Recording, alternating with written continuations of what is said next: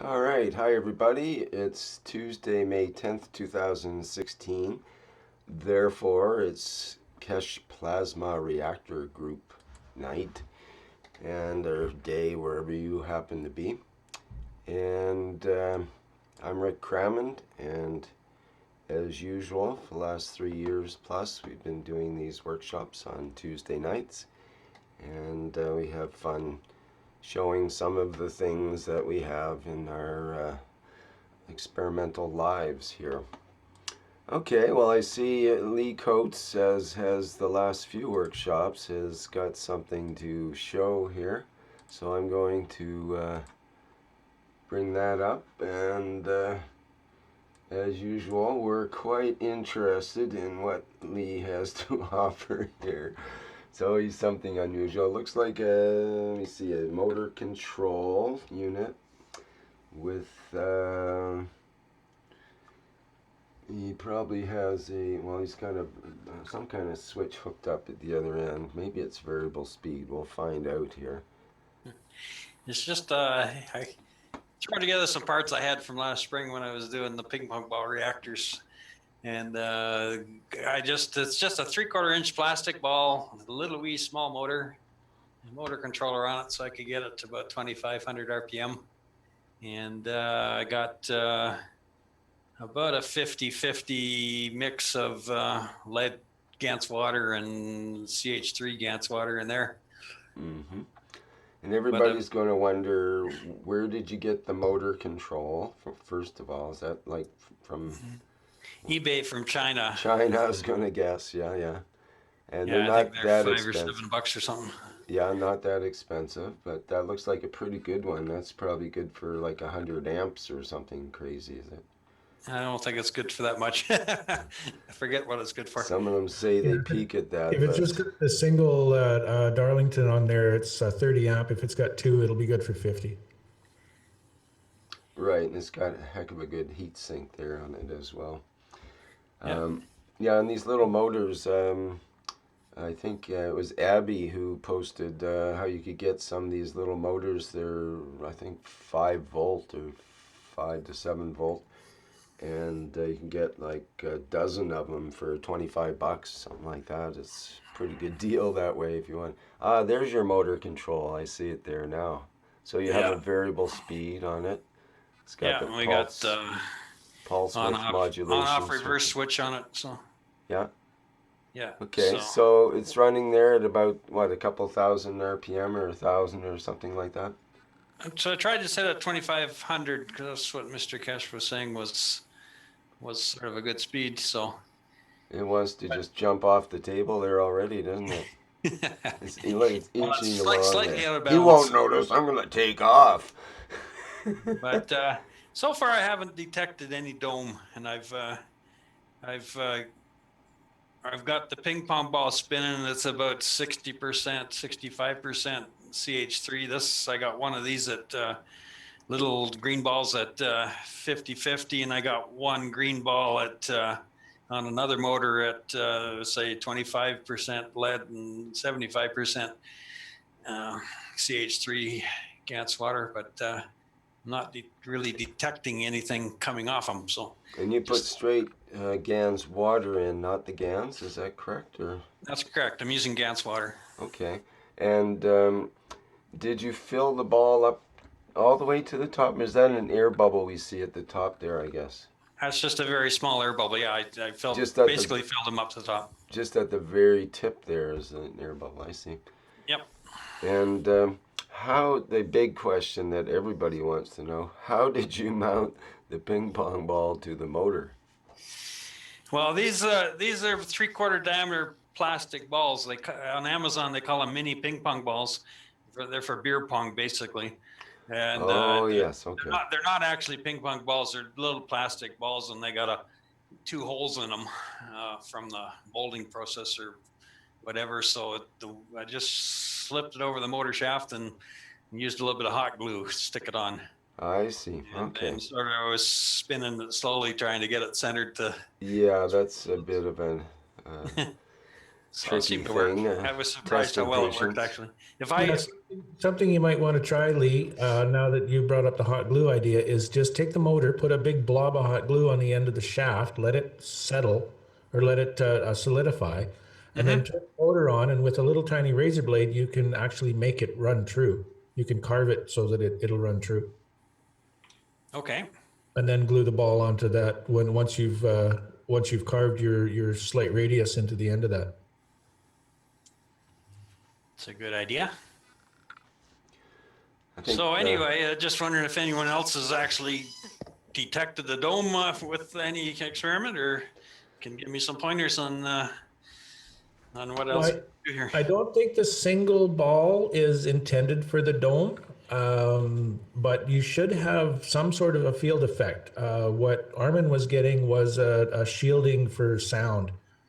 And that's where I was aiming first. I wanted to set up a system and try to get some kind of a field effect, and then add the complexity and stages from that point. And I think it's either the twin ball, which I don't know if they operate in the same direction or opposite directions. I still haven't figured that out yet. Or the 3-stage that you don't spin; it spins all by itself. Because there's the three steps that was brought up. And the single ball, I don't think the single ball is actually intended to create the dome, because there's really no significant field interactions there. Okay, so I was wondering if the mix of the Ganses, anyone's come up with what the right mix is. Well, Armin, according to his numbers, he's about 40-60 ratio. 60% CH3, 40% lead. Okay. It's because I don't know what volume his unit is, but he said he used, I think it was 1.5 mil of one and 2 mil of the other. But unless I know the volume he's working with, I'm guessing at that 40-60. Yeah, I thought he said 10 milliliters and 11 milliliters or something. So that's fairly small volume. Yeah. And like the little ball I'm working with, it's not even 1 cc. So there's no way I can put that much material in it. Okay. Well, I'll keep playing.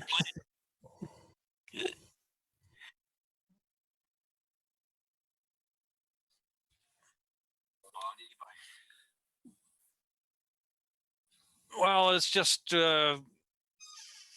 understood you could detect it with some kind of sound or something. You felt. Well, did you see Armin's video? No, I haven't. Oh, okay. When he first started his ball up, it was turning fairly slowly, and you can hear the motor.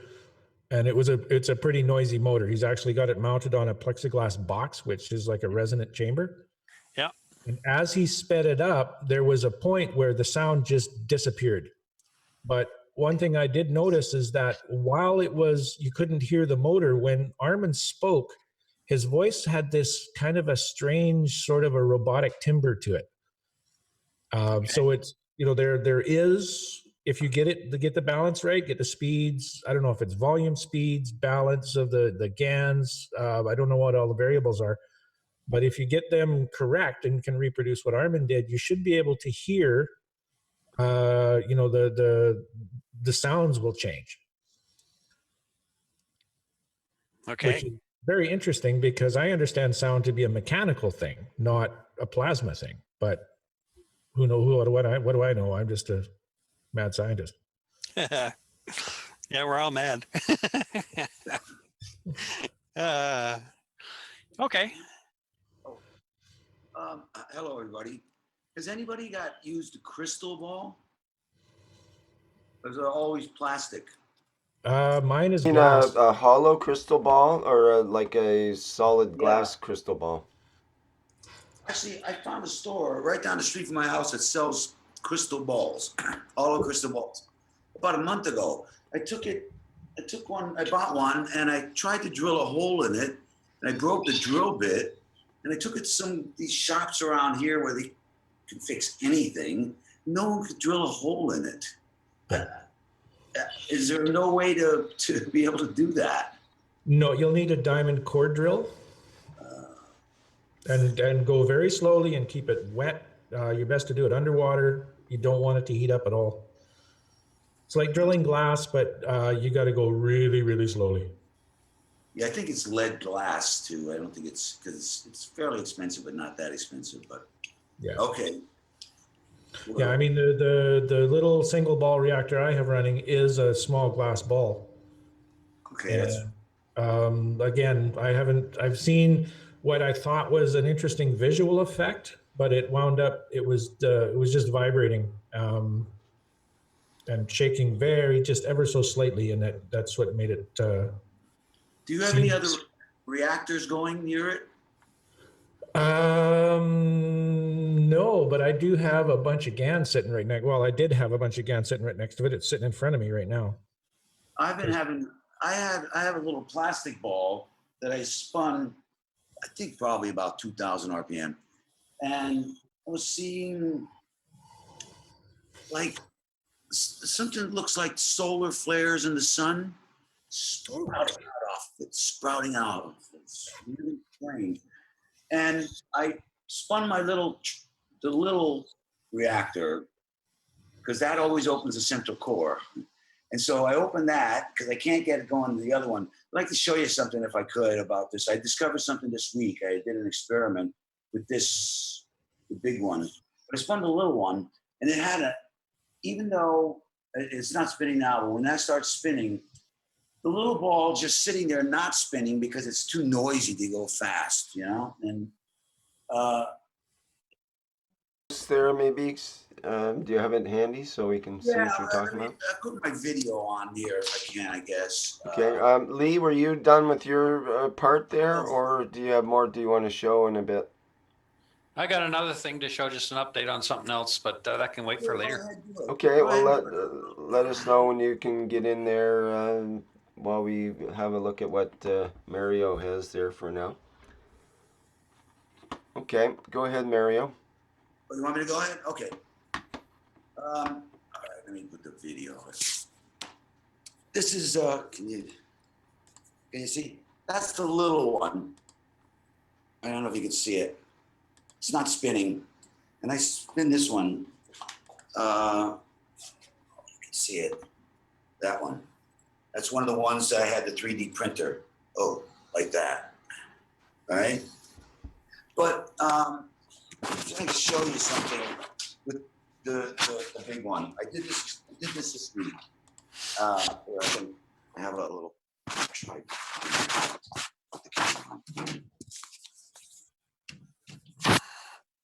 Okay. The coils, I have to get rid of those because they have composite gases. I left them on there because they're just holding the balls in place.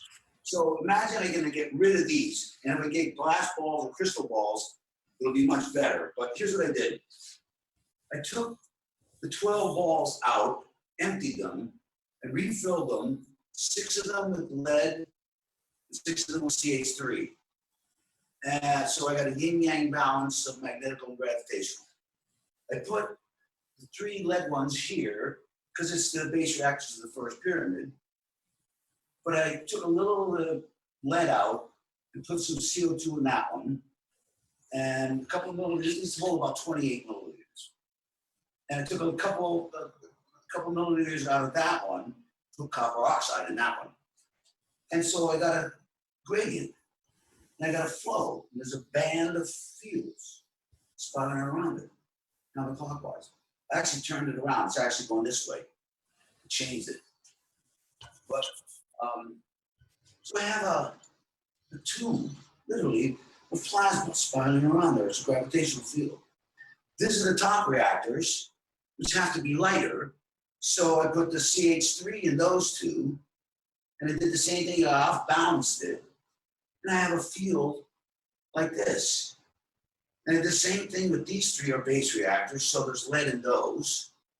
And the fields are going around like that. And the last 4, CH3 going here, and I got a field going around that.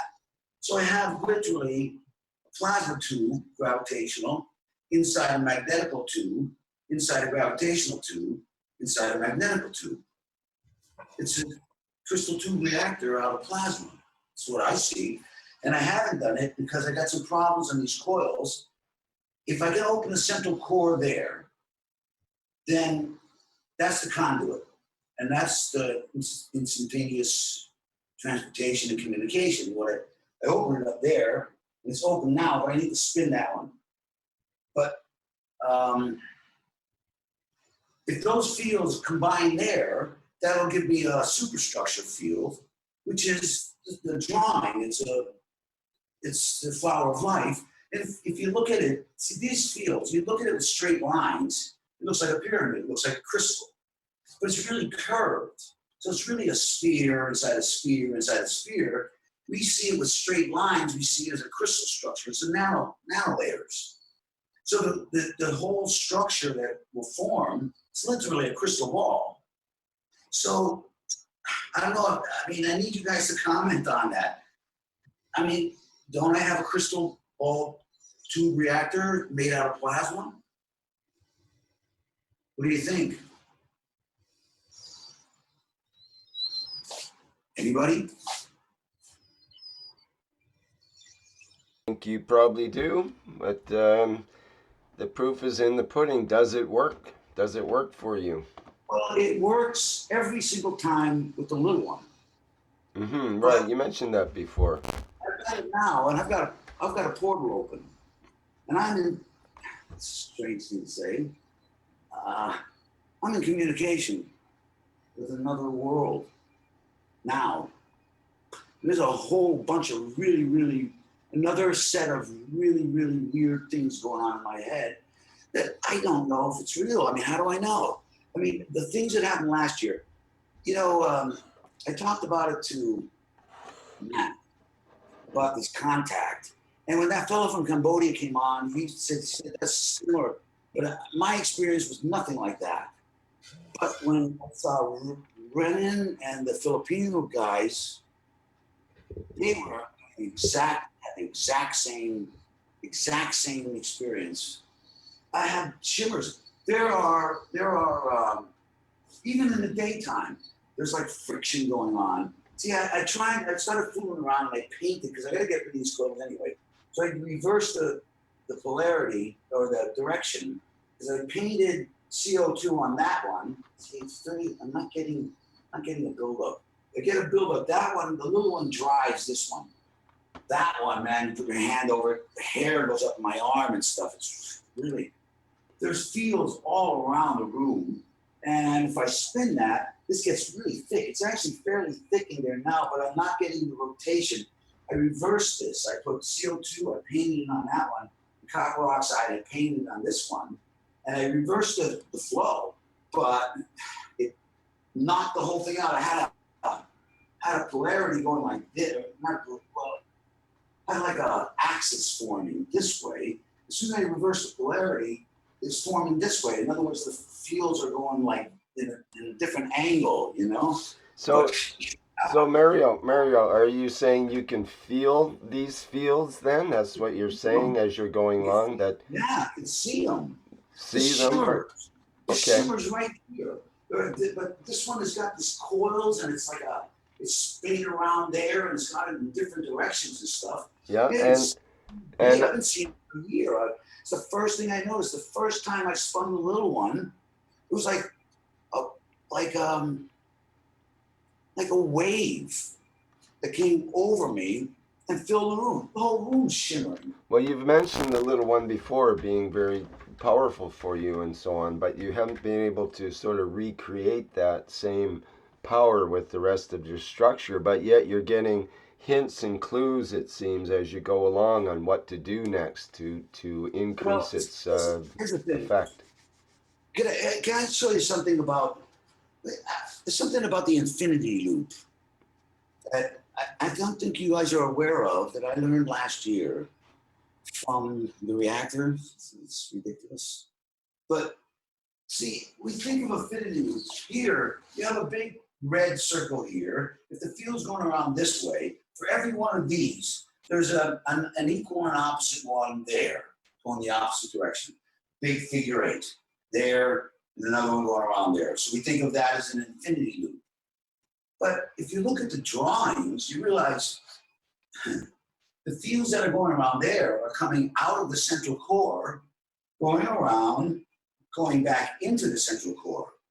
So if it's an infinity loop, that means the fields that are actually coming out of there and going around there in the other direction have gone in another infinity loop and a different understanding of that and come back out.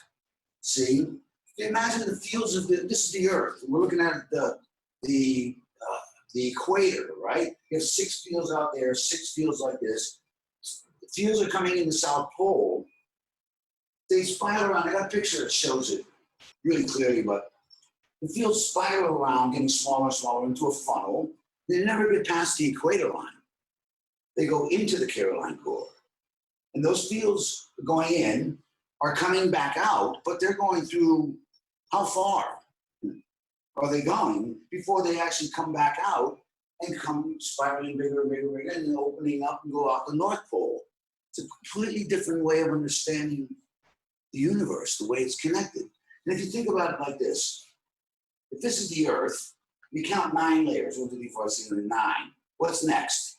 Well, 10, 1 with a 0, and you're in outer space, right? And same thing with humans, right? We're at the 9th level of our evolution and all. What's next? We become the man from space. But if I know people think they're going to make a plasma Starship Enterprise and go off where no man's gone before. But if you get your plasma spaceship, which way's up? You see what I mean? Which way are we going? If it's the notes, you go this way, not that way. If it's mass, you go this way, not that way. What's the portal for transportation? There. That has a central core open right now. It's successful. Why I'm not getting what do you call it? A tangible shield is because I don't have the right rotation. Same thing here. That's why I got to get rid of these coils because it's screwing up I need to get very, very high rotation. Something I just realized about the little one, the fields were going around. I could see them. But when I spun it, even though I have 150 RPM, really slow, the fields took off at 10 times or 20 times the field. It's like a tornado. It's like looking at a tornado. And I can see now it's not even spinning because it hasn't.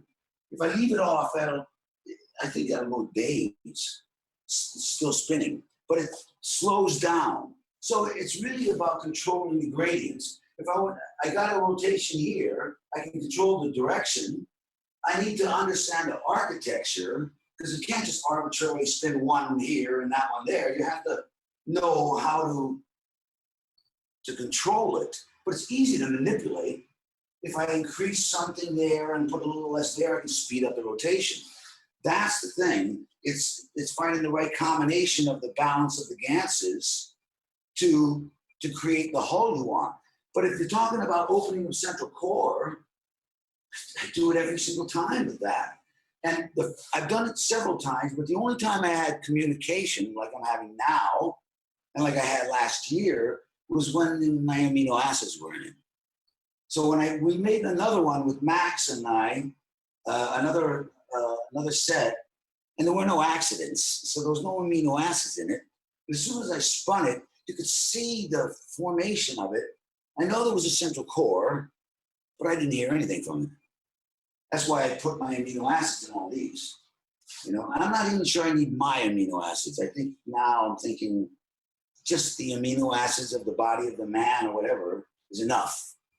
And if you put your amino acids in the ball and you spin it fast enough, if you can open a central core, I don't think you can open a central core with one ball, but you can get a feel if you have the right gradients. But again, if you have 3 different ganses in this ball, for example, you actually have 3 layers of plasma. And they're spinning not according to the speed of this, according to the speed of their relationship to the other layers, of course, plus this, if you're spinning it, but the plasma's motion, it has independence from the motion of the GANs. So don't need to spin anything except the fields. And that's how you spin the fields. That's why I gotta get rid of these coils, because it's screwing up the spinning. But so it depends on what you wanna say, if it's successful or not. What do you wanna do? I mean, open up a central core. But then you wanna have a shield for protection and all that. But if I have rotation in the fields, I put Gantz foods here, and so on. But, how do you get the shell? Well, I got to know enough about how to control the layers, trial and error of experimenting. Mr. Keshe pretty much telling me, or us, how to get the right combination to get a shell. And how do you open the door and all that stuff? Remember we were talking about that before. If I'm in communication, it can only understand what I understand. So if I don't understand how to open the door or make the shell, then it can't. And all I really need to do is get enough rotation here to open up the central core where I'm in communication with it. Because the fields that are coming in and out of there have the entire universe spectrum. This and these, I only use to open the door. I called it last year, I told them, these I consider them door stops. That's what they are. It's holding the door open.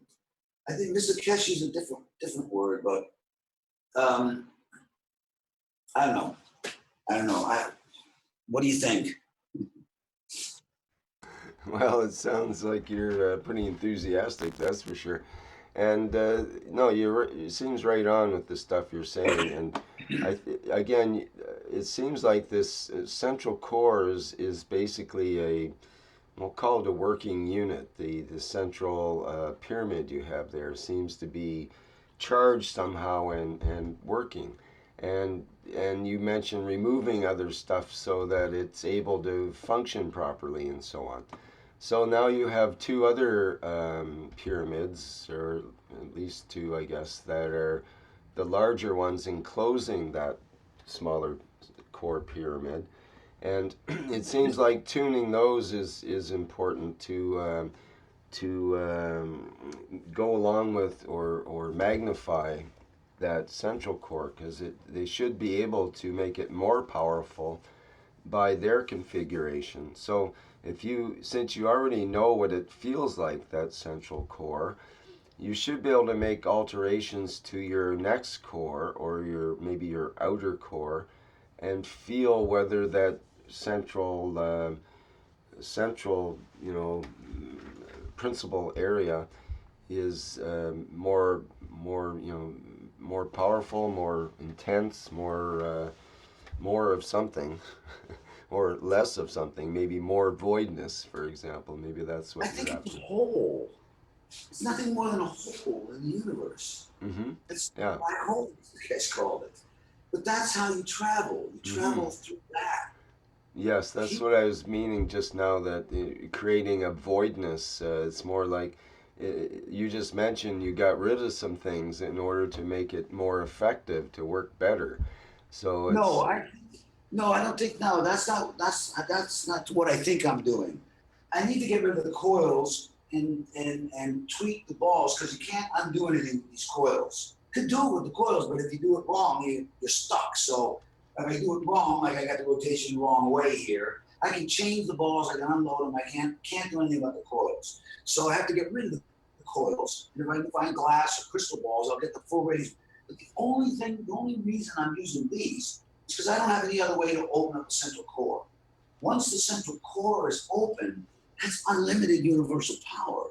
You don't need more power, don't need anything. But I need to get rotation of these stable in a way to open that there. When I have a little one, if I spin it, the fields take off at 25,000 RPM or something.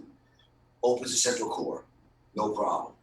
But if I stop spinning it, they slow down, and it actually seemed to always have a thread or something connecting always, but you have to have an open, stable core. So the only function of these is for me to get the right rotation in the right directions to open that.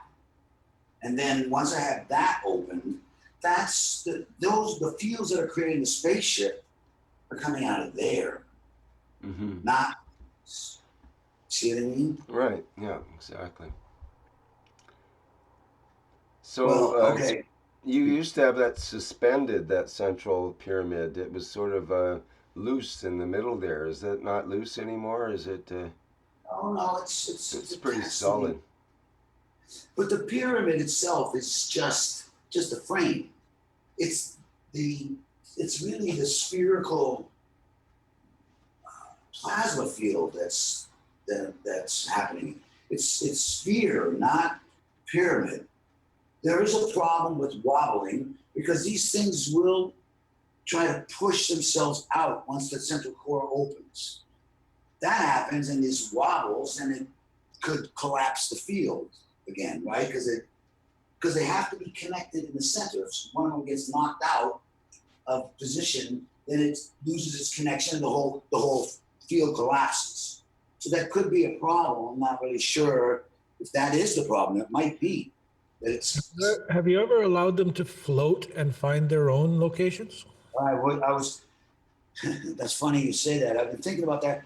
The Faraday cage. I feel like what I'd like to do is create a field and like drop them in like magnets, you know, and watch them position themselves. I think that's what you're really saying. But how do I create a field like that without them already in position? You know what I mean? That's what this. You use what's there to create the field, and then you would drop in a second, another one on a string, and see if it starts to spin around in a circle. If I know the conduit, I don't need to do anything else. That's all I really need to do. See what I mean? If I can create that field that would allow me to do that, I've already got a central core, and that's the whole goal: is to open that guy, not these, that. Right. The one here. See? That's the goal. That's the conduit. That's the portal. Mr. Chris called it a portal. That's how you travel through space. You don't go out into deep space. You go through that. That's the opening. You use the spaceship to instantaneously go wherever. My experience, I think I told you about the remote viewing thing, right? Did I? When I couldn't find the ball, I was on the other side of the room. Yes, right. I remember that. Yeah, it's the strangest thing, man. It's not like, it wasn't like a heads-up display, or it wasn't like a split screen or anything like that. It was total clarity of what I was looking at, and total clarity at the same time as something else. Very strange instance, but anywhere this has fields, it senses, of course. So if I'm connected to it, you know, I'm not really remote sensing it. I'm seeing what it sees, you know. And a funny thing, when I spun that, I was like, hey, show me the satellites, because I know this thing's got fields. Well, the thing has got fields everywhere because it's part of the flower. If it's the full flower, it's either the central core of another flower or it's one of the petals on a flower. So where its fields end, it's actually part of another flower. So it's connected. It is the whole universe. So that portal's instantaneous communication, because you don't have to go anywhere because you're already there, so to speak, you know? But I'm not sure about, you know, the presence, that entity I was speaking to or was communicating with, I think it was actually manifesting itself in the fields. But I don't know, maybe, okay, it's on planet Zeus and, you know, it's just talking to me through the portal. I'm not really sure, but I tend to think it was manifesting itself in the fields. It was here and there at the same time. I don't know. That sounds really ridiculously crazy. Well, no, not really. When you're dealing with the fields, there is no here or there. Yeah, I think so. Yeah, that's exactly right. That's what I think. So traveling through space, different idea of what that is. I mean, motion on the Earth to go to New York, okay, you have to physically, well, I don't know, then maybe you don't physically, you just tune to the field of New York or something. I'm not really sure. But I know there are flying saucers. So you can fly around on the Earth using this by positioning yourself, I guess. But traveling through space, what are we going to do? We're going to go into the Caroline Corps? You know, something else Mr. Keshe said. Eric Dollar, I learned this from Eric Dollar. I don't know if you guys know who that is, but he was talking about John Glenn, because he was in the Navy, during that time, and he was like the Wonder Kid or something. So he had access to all this information. Apparently, when John Glenn went out in orbit outside the atmosphere, he totally freaked out because he had a window, but he was rotating. So every time he went and looked, his window was facing outer space, no sun, no stars, pitch black. He went to the Earth, see the Earth, go around. That's why it so freaks out the astronauts. That's why they have the shuttle upside down. It's only got windows facing the Earth.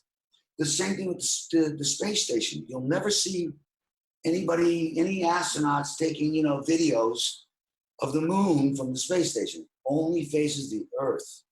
And I don't know if you can see the moon or not, but you don't see the sun. It's actually the scraping of the fields and the other upper atmosphere, exactly what the Greeks said. The universe is a sphere, crystal sphere, inside a crystal sphere, inside a crystal sphere, but not made out of glass crystal, plasma crystal. But we see straight lines instead of curves, so we think it's a crystal, but it's really a plasma. So the sun is in the upper atmosphere. And here's what I thought, okay, that means the fields from the center, where the sun, well, the center of the solar system is scraping on the Earth. But Mr. Keshe said, when we turn these coils around, right? He said, this is the way the fields go of the Earth. And he turned them 90 degrees. And he said, you have an equatorial flow and you have a polar flow. And then he said, this is the true understanding of the sun, I think. I forgot exactly how. He said, on the Earth, there's a field right at the equator scraping against one of the northern one and the equatorial one are scraping. And that's where the sun's coming from. What we see as the sun, according to Mr. Keshe, is the Earth's field scraping against itself in the upper atmosphere. Is that weird? Am I freaking you guys out? No, Isn't it? appreciate your input. Thank you, Mario. It's always good. Yeah, that's I'm done then. Yeah. Okay, I'll close my video. You don't have to be done, but I'm not shutting you down or anything. But is there any other input here? Anybody have any comments or any questions for Mario? And we've seen some of these ideas come up before, and he's got some very interesting ways of approaching the flower of life that he's got drawn out on his tabletop there, and the way his configuration goes. Yeah, just wanted to say thank you, Mario, for sharing. If nothing else, you give me lots of food for thought. To sort of relate what you're going through to what I'm doing, and it's much appreciated. Oh, So Tony, is it? Yeah, that's right. Okay. Yeah. Definitely you've given us central core's open, which I think most of you have. You've had communication, but you didn't have the amino acids, so you weren't hearing it properly. But you've already experienced it because it happens. That's why Mr. Keshe was saying it's really easy to make a spaceship. It is, especially just hanging these 12 balls. But, controlling it, that's another thing, So anyway, okay. Thank you, guys. Thank you. Great. Thank you, Mario. Guy says it would be nice to sit in it. Yeah, I made it this big. I think I told you before, so I could get my head in there. If I can get the central core open, I want to make me the central core. I think I'd learn how to fly that way, maybe, or crash and burn. Well, people are sleeping in under Ali's setup, which is similar to yours in many ways. I have a question in the live stream. Zane says, Rick, do you know how the 3-stacker needs to be wired in for the modification to the 24-hour method? No, I don't. Does anybody have any input on that? I'm not sure what it means by 24-hour method. I think he's talking about conditioning the stacker, and you run it 24/7 all the time anyway. Yeah, I think maybe he's talking about the new method where you don't have to mess around with it so much for the first month or so, and instead do, is it 2-week burn-in, is it, before it can go to max? Well, you put on like a 200 to 500 watt load. You want non-resistive, preferably LEDs. You can use fluorescents as well. I think also an inductive type of load would be okay, but try to go with LEDs or fluorescents. And you run that for about a week, and then you can drop that down to 20 or 30 watts and just let it run. Right. And was there anything we know about how the wiring might be different for the newer stacker units, let's say? Is there anything in particular Wiring there? to build your own or the commercial units? I'm If you're building thinking, your own, we don't know yet. We're not there. I don't think they're wired differently. I think the connections are different. Armin came up with a different way of connecting the coils together, which is it's very modular. You just plug everything together. You don't have to actually twist wires and break your nano coating that way. Zane mentions nano-coating the house, so maybe that's what he meant there. Wiring it into your house system, it's the same as it always was. You put it on the far end of your circuit and just leave it, let it run. Okay. All right, so what else have we got to show and tell here? Anybody would like to? Let's get back to maybe Lee can show it here. Lee can show his part 2 of Lee's presentation. You know, a month ago I was showing you this little thing I made to stick on my thumb because I had that skill saw accident, and I Oh yeah. just lost my zoom. Where'd it go?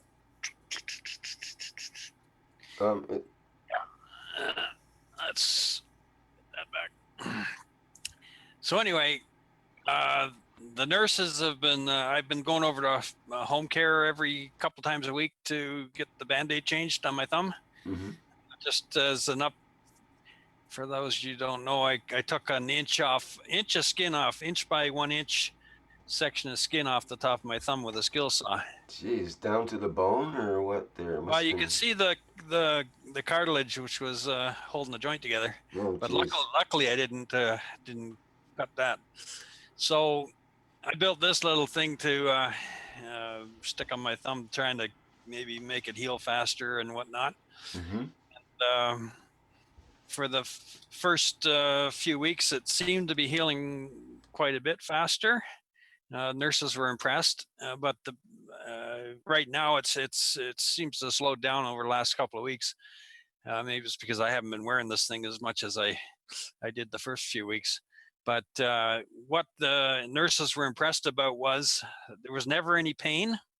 It was always, I could always touch it or whatever. There's no pain there, and there was no infection in it at all. And the nurses were impressed with that. So I think it did help, and it above average speed of recovery. Right now, there's just a little wee spot, maybe 5 centimeters by 5 centimeters, that's still just got to get covered with skin. So by probably maybe the next time I won't have, it'll be all covered. But have you tried any of the Gans water with the bandage at all? I didn't. I noticed that the last workshop they were talking about that, but I didn't try a Gans water pad on that swound. So I find the CO2 Gans water and probably the CO2 Gans itself, as far as that goes, is or what we call CO2 Gans. It may be more zinc oxide than CO2 with most people, or whatever. The stuff we get by that process seems to be very skin friendly, you might say. It seems to, it's just like liquid skin. It likes to create the skin and heal very rapidly. So I think it's likely an ideal substance for burns or loss of skin and that sort of thing. yeah, I think if I ever have an accident again, maybe I'll try that. I'll make a little Gans pad and wrap it around on top of the Band-Aid Yep, I think we see should what have happens. pre-made bandages that you can, basically just slap on that already has the Gans patch basically built into the Band-Aid with all the adhesive stuff and so on. So it'd be more or less one package that you could just slap on to maybe a, type of situation where you have there. So I think we need to do more research on that, but it's definitely something that's a possibility. Anyway, I was happy with the results. No pain is a good thing. Right on. Good, good. Okay. What else do we have? Is that it for your report there, Lee? Yeah, I think that's it for this week. Okay. Okay. Who else has something they'd like to bring up, discuss, or question, report? Otherwise? Okay, I could share some of my experiences with the Gans water. As some of you may know, I had been sick over 2 weeks with flu and fever. It was very severe. But during this time, the only medication I took was paracetamol for the fever because the fever was hitting me right square in the eyes and in the center of the brain. And I had to do something urgently to bring down that fever. But apart from that, I was only drinking um, distilled water with which was mixed in with the plasma water of CO2 Gans.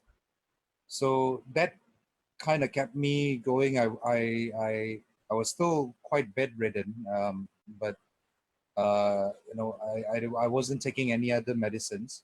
And then during that period, I lost my voice almost 100%.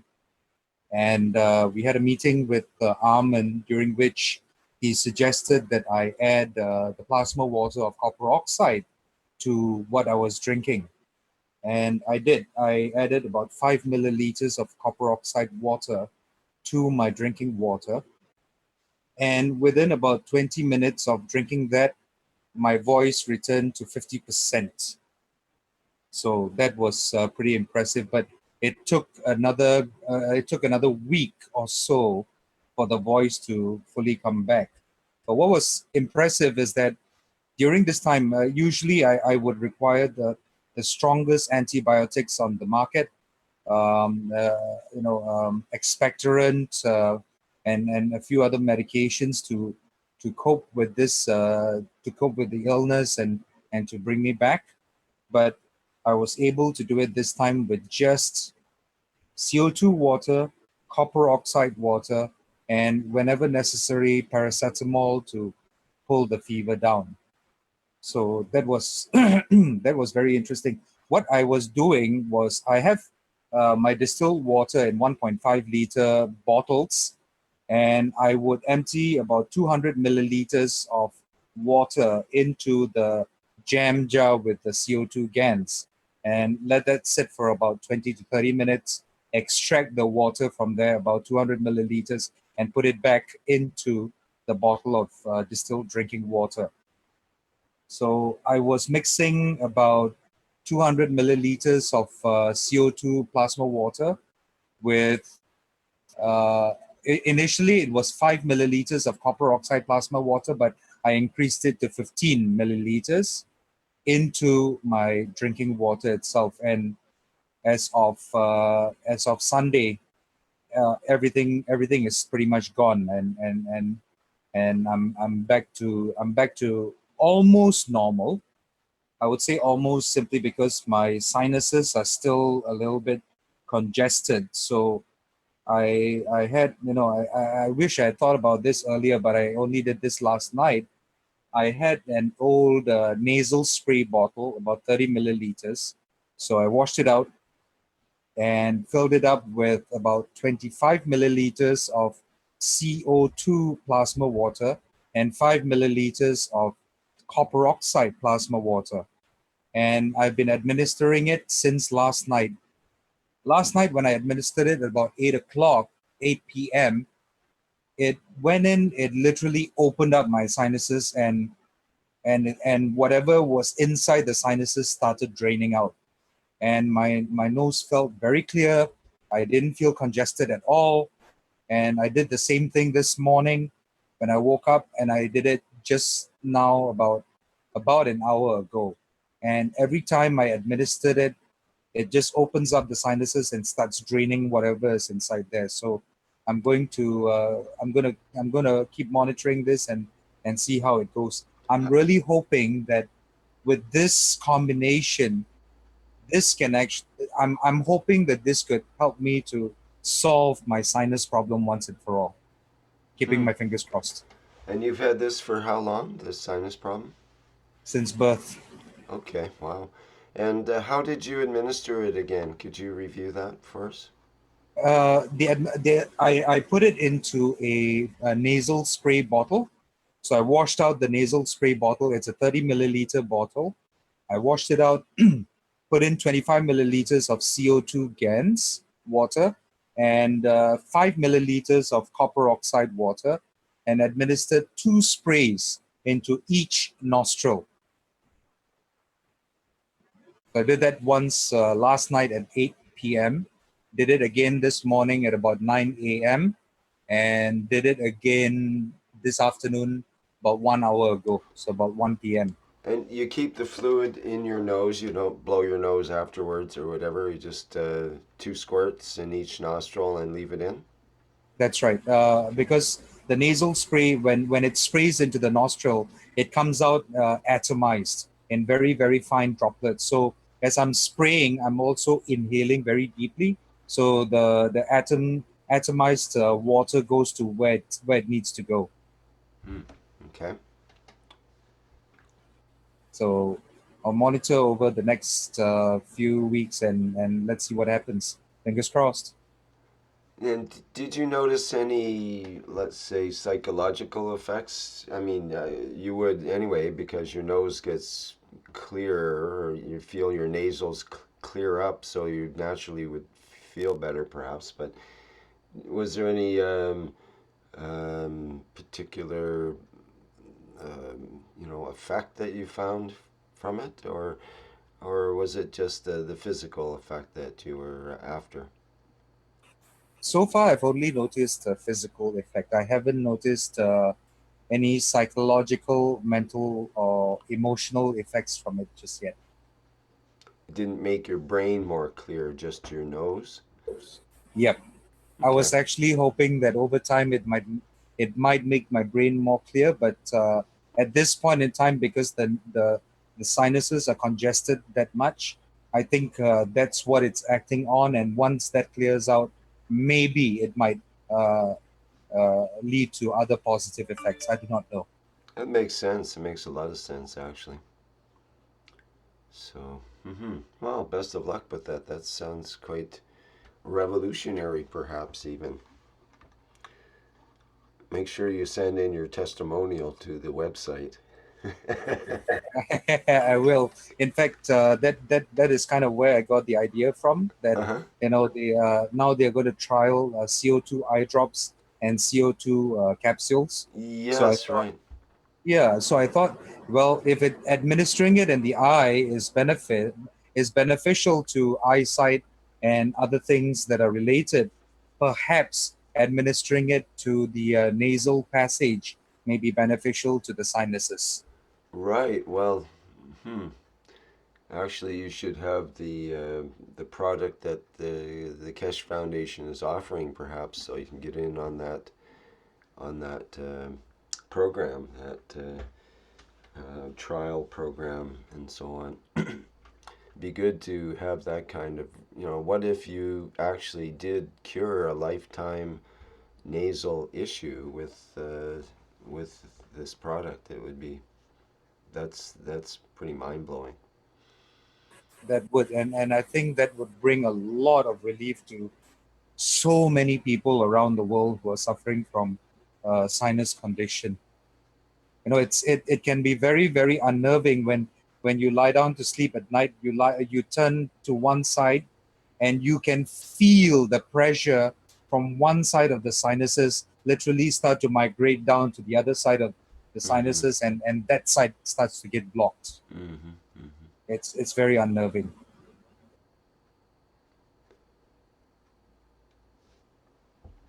Alrighty. Anything else to report there, Vivek? No, at this point in time, that's all I have to report. In fact, some of you may have noticed I went off quite abruptly last week during the meeting, and this was the reason why, because I was still not very well, so I had to I had to have a lie down. Mm-hmm. Right. Well, thanks for explaining all that. That's good to know, and good to know you're using the products to help yourself out there. So keep us tuned in. I'm sure you will in the next days and weeks. Okie dokie. What else do we have to show and tell here? I think there's uh,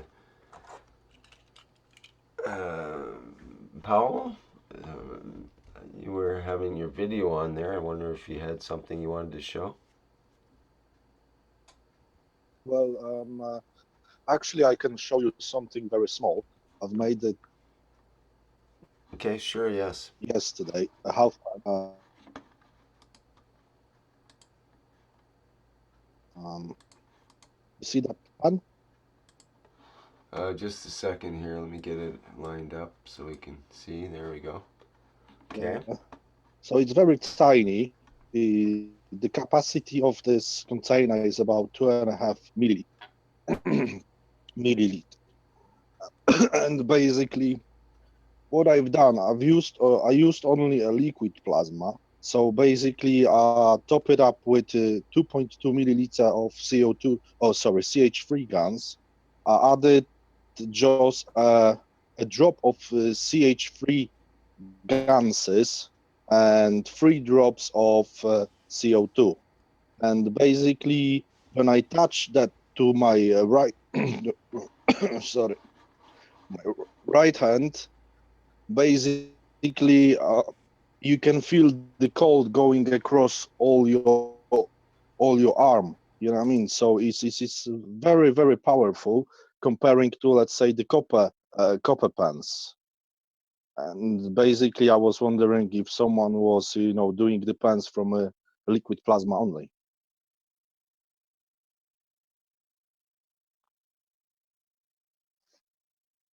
Hello. Not sure what to say there. Anybody have any input on that? How do you find it stronger? How do you? Well, basically by the sensations, because I'm not saying I'm a very sensitive person on that, but I've got a lot of pens winded from a copper wire, different diameters, different types of nano coating and all that. And basically the sensations are occurring in a way, but they're not so strong as that little fellow gave me. So basically, I was obviously the container is nano coated, And what I would like to share with you is that my little discover, which one I find out a week ago on the public teaching when Mr. Keshe was having a chat with this Romanian guy living in Norway, and they have a little chat about the nano coating as well. And in some way, I understood that the nano coating is not only for the matter state, but I think the nano coating, like the cold caustic bath, have a very big, impact on emotions, which one are left on the items, which one being touched by the, previous people. So that means if you're buying something in a shop that been produced somewhere and a lot of people had a contact with it, leaving on the items something like emotional fingerprint. So the caustic, basically, in my opinion, removing also the emotional attachment of different people to that item as well. So when we do the, let's say, cold caustic nano coating, I actually we get rid of all the emotional attachment to the item, and then we've got stronger physical relation with the item which one we produced actually. So I don't know what guys you think about this. Well, what comes to mind is what happens when amino acids and caustic get together. I would think it would be a breakdown of the amino acids, but in order to get the GANs of our we are we to get the GANs of our own amino acids? Is that the way it gets used, or is it just to use the amino acids as is? Well, one thing which one I do remember when Mr. Keshe was presenting, the teachings during the blueprint, the MAGRAPH blueprint. He put one day he put a drawing on a board showing that whatever item we're gonna have a contact with, actually we are connected with this item. It doesn't matter how far we're gonna go from that item and what's gonna happen with that item. There is still a plasmatic connection with it. So at that time, I didn't pay too big attention to that drawing and what Mr. Keshe was saying. But in the last Thursday, not the previous one, Thursday teachings, when Mr. Keshe had that conversation with that Romanian guy, suddenly I realized that this connection is totally on a plasmatic level, and this plasmatic level do not apply only to the matter state. It's clearly apply, let's say, to the emotional one or even to the soul one. And when we do nano coating of let's say plastic items, we actually do not see any differences in the matter state. And that was actually putting me in a dot when I was thinking, so what's the purpose actually of that nano coating? Do we have to remove only the, let's say, oil things which have been left on these items by the other people, or there is something more attached to it? And then basically when I basically I've nano coat everything what I had in my lab, in my garage, every single item, even the table which one I'm working on. And as far as I understand, the everything what I'm producing now is more linked to myself. Is that sounds more or less understandable for you? I don't know. It's just my sharing. A it's certain just a certain purity, I guess you might say, in the environment. It's not contaminated with other DNA in your experiments, perhaps, is one way to look at it. I think possibly. I think like doing the nano coating process is a way of cleaning up the containers or clearing up um, whatever it is we're using to rotate and that kind of thing. But I think the nano coating itself is more. It's more than just the. Um, it's like an environment for the plasma, or in some cases, it's an environment that prevents the plasma from contacting the walls of the reactor, because that's the way we started out a few years ago. The number one rule was don't allow the plasma to contact the matter level of the walls of the reactor, because then it stops being plasma. Um, so um, we became more and more into the nanomaterial, the nano copper, the copper oxide, as a means to carry the plasma without it basically shorting out to the matter level copper itself. So I think that still applies in a way. Um, we nano coat the copper wires and wind them in coils now, but that again is to create an environment within the coils to sustain a plasmatic environment rather than the matter level electron environment. So, Yeah, I fully agree with this, but in my opinion, this is just my personal opinion. I think the process of nano coating itself is much deeper than we actually could suspect, and the sensations when you're gonna do, let's say, the simple pan, and let's say you're gonna nano coat the container, which one you're gonna intend to put the pan in. Actually, you can feel even the connection with container only.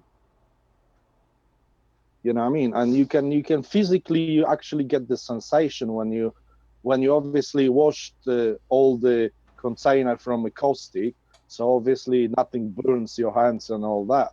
But when you touch it with your bare hands, you actually feel something like feels the interaction between the container, even if there is nothing in the container yet, with yourself. So yeah.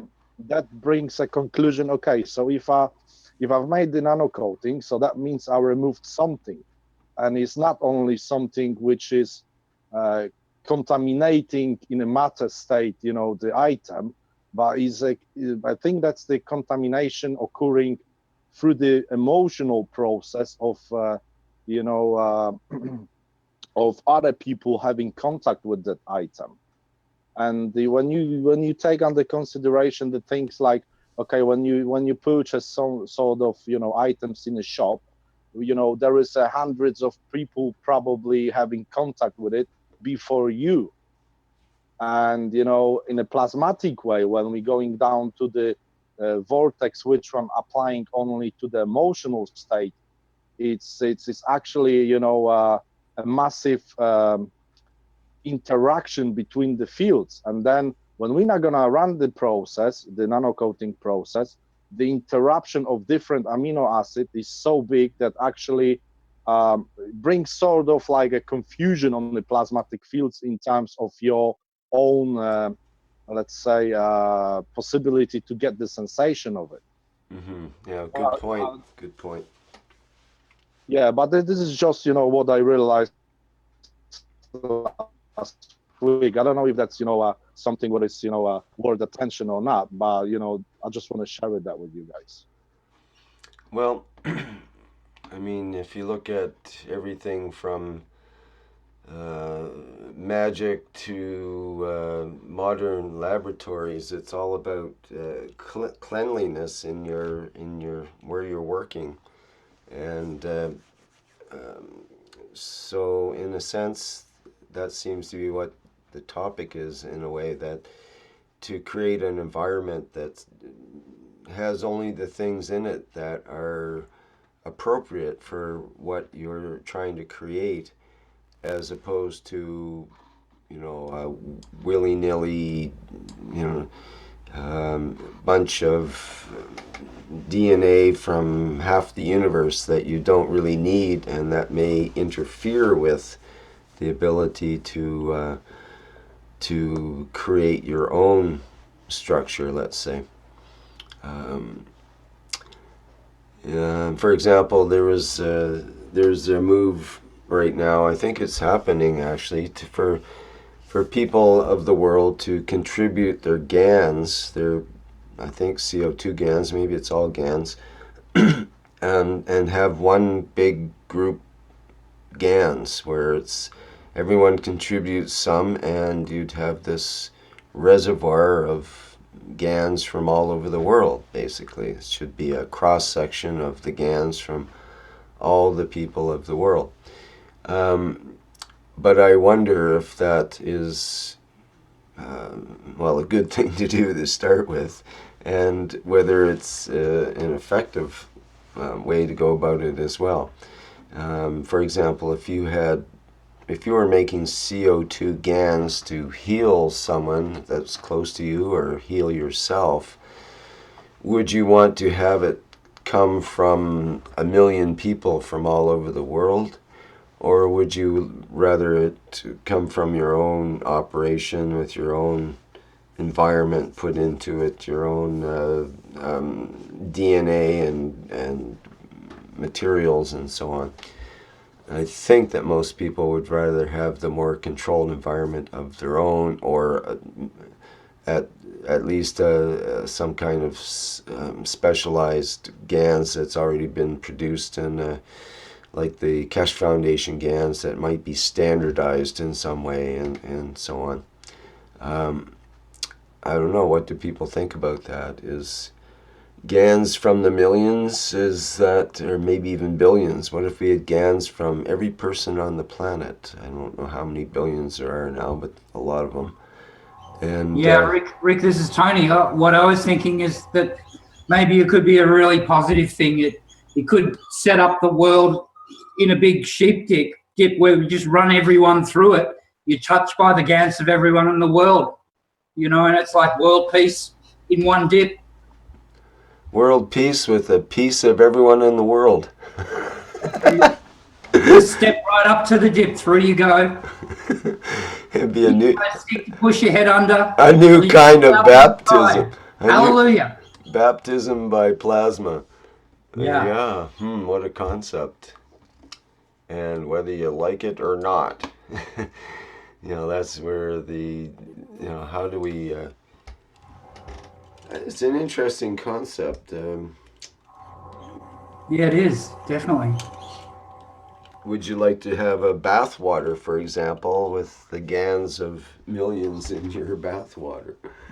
And how do you know whether it's going to be pure or not? What if one of those individuals had a bad You're trusting day? its disinfectant properties. Yeah, a bad day with their GANs, and you're getting that mixed in with everybody else's. I don't know. I think it's a little risque, let's say, but everybody has their own way of looking at that. In another sense, maybe it's a good thing. For example, if you're a kid, it's best not to make kids too clean or keep them away from the other kids so they don't get sick and so on, because that's part of building up an immune system and part of growing up, and they say that's good for kids to play in the mud because it really builds their immune system. They pick up good and bad bacteria that they get to deal with and so on. Yeah, that's a pretty topical thing right now as far as vaccines go. I've always sort of thought about that it's a responsibility type thing with a herd immunity sort of attitude. But since I've seen a few docos, there's a real question about the validity of the herd inoculation thing. It's not as cut and dry as you might think. Right. All right. Any more? Sorry, go ahead. Sorry, Rick. But if we're gonna take this under a bit deeper consideration, this talk about having a bath, in a water full of, let's say, different plasmatic fields, emotional fields of different people. and then actually we're getting one massive mix or contamination of that water through those fields. So in my opinion, that's actually what is happening right now, because if we're gonna take under consideration when we're gonna when we taking a bath and we pouring water into the bath, this water is full of different informations, not in a matter state, but in a plasmatic way. So basically, we are taking over all the different, emotional states of different people having, contact with that water. And I think the Carolina, she was posting, by the last few days, information on her, chat rooms that we should start, deeply considering, pouring a CO2 liquid plasma into the lakes, rivers, and the big, tanks of the water. So maybe that's the way of the purification of the water through from the contamination. Like if we're gonna take the our planet history under consideration as well for the last few thousand years, nothing actually good was happening during that time. So this water is having all those feelings inside in plasmatic way, obviously. So maybe that CO2 liquid plasma will bring clarification or the reset of all this unwanted emotional states content in the water. Yeah. But are you not going to take what you need and give back what you don't need in a situation like that? I'm talking about the bath situation. Possibly, but we're not sure, till very end is those fields do not really affect us. You know what I mean? That maybe there are some bits staying on us, and we washing our bodies out from our emotional, let's say, contamination. We have to leave that in that water. So Yeah. someone have to be possibly able to attach those bad emotional fields to himself, to his body, to his physicality, and then that can expose to the emotional fields as well. Because so we're not talking about this matter state at the moment. We're talking about something what is more powerful and what is absolutely invisible at the present time for us. So Yeah. going back, to the teachings of Mr. Keshe for the last 6 months, let's say, he always was stating that CO2 gases are the gases responsible, and obviously zinc oxide, that's the gases responsible for the bringing emotional stabilization for human beings, and not only for the human beings, but is very strongly connected with our neurotic system. So maybe um, pouring the liquid plasma into the our bath, that's the first stage of getting decontaminated from a bad plasmatic emotional state of the water, which one contains that. It's just a thought, what I mean. Yeah, Well, I must. it's how you see it. I mean, for me, I can understand it by using it will affect my emotional state, but whether I'm putting that back into the water is another question. That's something I'm not so sure about. For my understanding of it. Some people, for example, take a saltwater bath in order to draw out the negativity or negative emotion, or just for stress relief and to relieve muscle aches and so on. But to generally to relieve those stresses as a saltwater bath, and we know also the saltwater bath is used for the negative or receiving end of the health units as well. So maybe there's something to that in terms of the holding or drawing power of salt water. I also note that salt water is very good for drawing out a splinter in your finger or part of your body. Yeah. You can use either sea salt or Epsom salt, or both work really well for that pulling or drawing factor. Yeah, as kids, we'd get cuts and we'd be able to take a swim in the ocean. It would often clean it up pretty quickly. It Yeah. would help. Now Yeah. I put on the in the share screen there. I think you can see it about the wildfire in Fort McMurray, and I'm thinking in relation to our conversation now in terms of um, well, soaking in a tub, but also the use of GANS water in general. How there might be ways that it can be used in this wildfire situation. There, all the whole downstream or downwind, I should say, area from this fire is in basically a toxic zone from the ash that comes down, and they mention here that it's full of toxic heavy metals and it's interesting though. It's how after this stuff burns, it burns at high temperatures and so on. Most of it disappears, but the ash left, it says, is far more alkaline than ash from wood fires. Mixed with water, the ash was almost as caustic as oven cleaner. Oh, wow.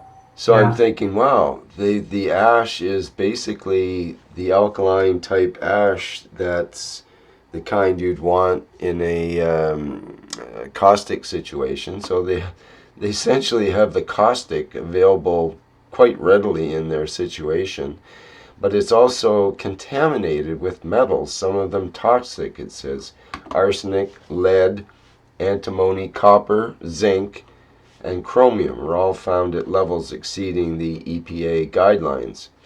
So it's interesting. And they also mention the arsenic and the chromium is a form of the metal known to cause lung cancer, and they're more readily taken up by lung fluids than they were in water. So Oh, that's crazy. I've never thought of that. Yeah. yeah, so I'm thinking, okay, well, all these people they have to wear, goggles and masks and so on, and but surely through some of what we know with their GANs making and nanomaterial making capabilities and abilities to decontaminate that we found at Fukushima and other tests and so on. There's definite scientific tests about copper oxide itself. The black copper oxide is very good at decontamination. And we know that the copper oxide GANs as well is really good at decontamination, the GANs water. So surely there's lots of opportunities among this experience with this forest fire, not forest fire. It's actually a city fire because it destroyed 10% of the homes in 15% of the homes in Fort McMurray. Now they also mention that the tests of the ash found lead in the ash that 3 times the recommended levels for residential soils, and that they mention as dangerous to children, and dioxins and furans, which are highly potent carcinogens, were anywhere from 13 to 52 times the guideline levels and so on. So we got some really toxic caustic when it comes right down to it, but surely it's also useful in a way. We've got some possibility to make GANs possibly right out of it, and maybe that's part of the cure is in the cause, you might say. Yeah. Was that in an urban area? Or was it forest? Well, the Fort McMurray fire that's still going on there. That's in northern Alberta. Okay, yeah. That's right, and it's destroyed entire city blocks. There's about 2,500 homes were lost. It's possibly the largest natural disaster ever to hit Canada. The expenses they expect to go into maybe 10 billion or more dollars, and yeah, it's a really big deal. And Yeah, yeah. and this will become, I believe, a more common experience because of our environments heating up so much, and the forests in all of across Canada are becoming more and more what do you call it? Tinder fire is more on Yeah. the edge, ready to let go.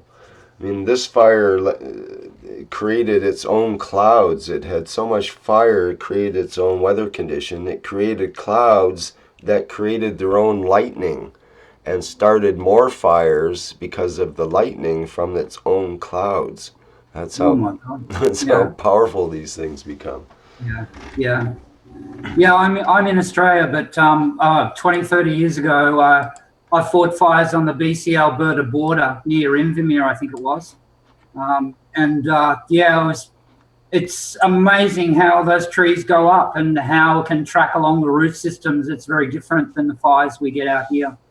Um, yeah, it's quite an amazing experience, but scary. Yeah, a couple of Yeah, times it so was drop the tools and run. Yeah, Yeah, so they had to evacuate about 90,000 people from town, which they still aren't allowing to go back yet, and it may be weeks before they're allowed to go back, except for those that are rebuilding the town and so yeah, on. So I'm wondering what other ways the Keshe Foundation products or products that people are creating out there um, could be useful. If we had a lot yeah, of people injured, for example, you could see pain patches and so on. But for most people, that hasn't been an issue. I don't think anyone's actually died from direct results of the fire. Lots of people have been sickened and so on, and the smoke inhalation is a very big factor in itself for the long range things that can come out of that and whatnot. yeah. So a lot of those toxins would be in the creeks, rivers, dams. Yes, so water purification is a big issue, and everyone's drinking bottled water now, and that's part of the cure that we have as a society is bring in the bottled water whenever Yeah, a water source gets contaminated. But we've already got several different ways of decontaminating both water and soil at this point. So it seems like a good opportunity to put some of those experiences into effect, perhaps. yeah, yeah, yeah. They could. It sounds like they could use one of those Fukushima, container filtration systems. Yeah. That would be Uh, amazing. Yeah, personal systems as well, perhaps. yeah, yeah. Thinking maybe if we had a face mask that had, maybe uh, Gans water impregnated into the face mask, so you were. That could be done really easily with those really cheap, face masks. Just dip them. Yeah, that'd be amazing. Maybe something like that Disposables. could work. Yeah, Some things that are cheap but effective would be nice to be able to pass them out in that kind of situation, essentially. yeah. Oh, Anyway, that's a good that's story. Yeah, interesting sort of sideline, and it's also interesting in terms of the fire itself. Actually, took off up to a half of the Canadian production of oil from the oil sands or tar sands, as they're known as. oh, So really? Yeah, it made a really big dent, and they're trying to get things back online now and so on. I'm thinking, well, if they have more of these kinds of wildfires through Alberta, this could be a sign of the times that it'll make it very difficult to continue in the oil fields due to the lack of production. One of the problems is they couldn't, the people that worked there no longer had a place to live, and they had to Yeah. evacuate and so on. They weren't allowed to even be in the area. They had to shut down some of the oil fields production and so on. Yeah. So what if this is happening all around, and this is a pretty serious situation if this is the trend in the next few years here, the next few weeks and months even. Yeah. This is the very start of the forest fire season. It wasn't supposed to be anywhere near what it was. And they've already used up about 20% of the budget in the first couple of weeks here. So Yeah. Right. Yeah. Yeah. No, it looks huge. yeah, it's interesting, and it's interesting in the sense that here it is. Fire is, this was the reason, one of the main reasons I got attracted to the Keshe Foundation to start with was the first video Mr. Keshe put out back in the old days, many years ago, and he mentions he's standing in front of a fireplace and he's saying that it's time for mankind to stop the burning, he says.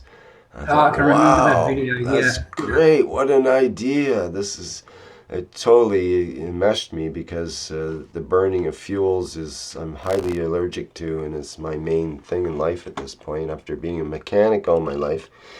And interested, I've been totally interested in the burning of fuels. That's what you do when you're racing, and that's what you do when you're tuning up a vehicle and all that kind of thing. But once you become allergic to it, then that's what you do to try to keep away from it at all costs. And you realize this is I can what is appreciate it. killing I've got people. a very minor thing related to you. In that, as a kid, I think I spent a lot of time working on cars, and I'm sure I washed myself with petrol. Oh yeah, So, lots of times. these days, just any, I get any kind of petrol on it, I get a big reaction. Yeah, I bleed from a drop of oil or even just a smudge of grease now. So Yeah, like I said, mine's minor to yours. I know you're really suffering. Yeah. yeah, so it's interesting in the sense that here's this wildfire is actually stopped the oil fields where they burn the fuels from the oil fields. So fire has stopped the burning of fuels. I'm thinking, wow, what a concept. Maybe this will be the way that it'll actually start going on in the future. These massive fires could actually stop the burning of fuels in a way. So anyways, that's strange irony, the way things go sometimes. So But, what sort of oil fields are they, like shale oil or something like that? yeah, it's basically that kind of Yeah. situation. They have to heat up the ground to get the oil out. So Yeah. they use natural gas to heat up the ground in order to get the bitumen, heavy, yucky oil out of the ground so they can refine it, so they can burn it in mostly heavy vehicles. Yeah. So it's kind of strange. They use this relatively nice natural gas to get this yucky oil out of the ground and try to ship it all over the place by diluting it with more natural gas. Yeah. So it's all good. It's all a good deal if you own the pipelines, and as long as you keep pumping, then you're making money. That's right. It doesn't matter which direction it goes. It doesn't matter who gets it. As long as you get paid to pump it, you're making money. And That's right. literally, You're keen for it. Yeah. lately they've been, well, in the last year, literally they've been so confused they don't even know which direction to send the oil to. Do we send it to the east or do we send it to the west? And or do we send it to the south? And I just laugh because they want to reverse these oil lines that they've been running for years in one direction to the refineries in the east. and now they want to reverse it and so on. It's just as long as they get the pump oil, then they make money. I think that we should keep the pipelines and create more pipelines, but we should stop pumping oil in them and pump water to the people like up north who don't have clean water to drink. They should get it through the clean water from the places that are clean and ship it to them. So it makes perfect sense to have pipelines. We just have the wrong GANS material inside them, you might say. Yeah, yeah. Anyway, Yeah. that's my rant on the oil thing. But Yeah, no, very interesting. yeah. Anyway, what else have we got here to ponder? I'm gonna remove that share for now. I have a question about the food cups. Okay. If you mind, maybe some. You guys using the food cups, using a double cup, right? You nano coating that? You mean inside or like the inner or the inside part where you drink? Well, you can't nano coat the inside. That's why I mean, how are you can you nano coat part of it? You can take it apart and put it back. Yes, yeah, putting a nano-coated plate inside between the cups. Okay, yeah. Because I can't find the double cups, so I was just wondering. I was okay. I found them actually at the local dollar store, but of course you probably don't have a dollar store. Yeah, they should have something similar because they come from China to start with, and I cannot find them in China because they're shipping them all to Canada and stuff. I think. Yeah, right. I mean, seriously. The cups are the kind that the kind I found are the ones that they have a replaceable paper liner that you can put in to put a photograph in or somebody's name and that kind of thing. So you can unscrew the top, put your piece of paper in, and screw it back together, and it'll keep dry inside that inner layer of the, or that outer layer of the cup. So they were super cheap at the dollar store at I think $1.25 each or something, and it's quite an amazing little piece of technology. It's got an O-ring and screw threads and so on. Unscrews from the top. Hi, Mario. Hello. Who is that? This is Mark from Detroit. Hi, Mark. Whose picture is that? That there's a star of the flower of life. That's flower of life drawing. I think that's Powell's, I believe. That's whose name is up there. Yeah, that's the flower of life. Actually, yeah, I thought it was your picture for a minute there, but yeah, right. Me too. I went, hey, who got my picture? Hey, Mario. If you want a real cup, you can go get one. If you're in the States, it's a 3-stacker cup. I made one.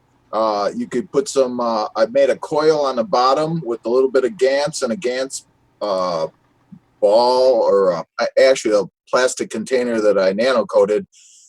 And it's a 3-part where you can screw the bottom, in the middle, and the top. And what I did was I put the on the bottom, I put a small copper nano coated ring with a little bit of GANS in a plastic container in the middle, and then food, nuts, berries, dried foods. I'm sorry, nuts, berries.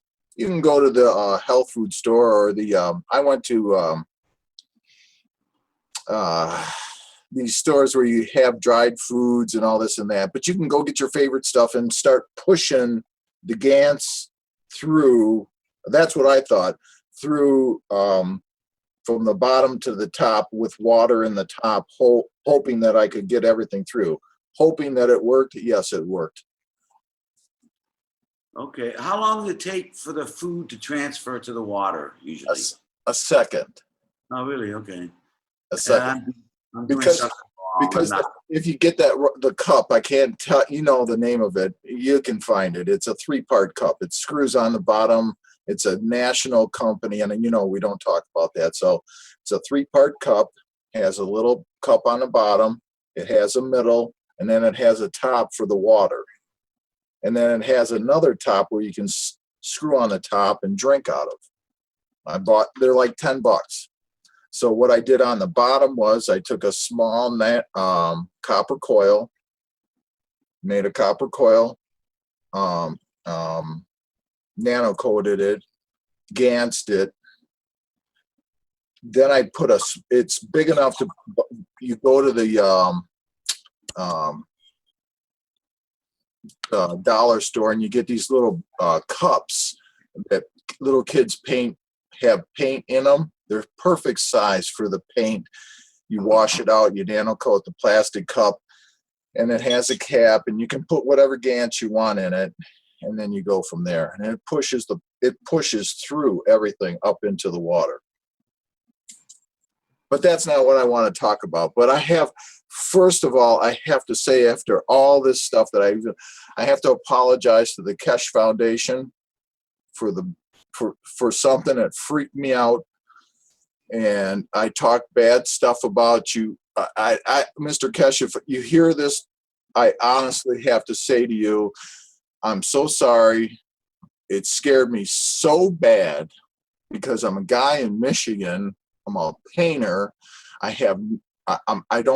didn't graduate high school, and I started playing with this stuff in October of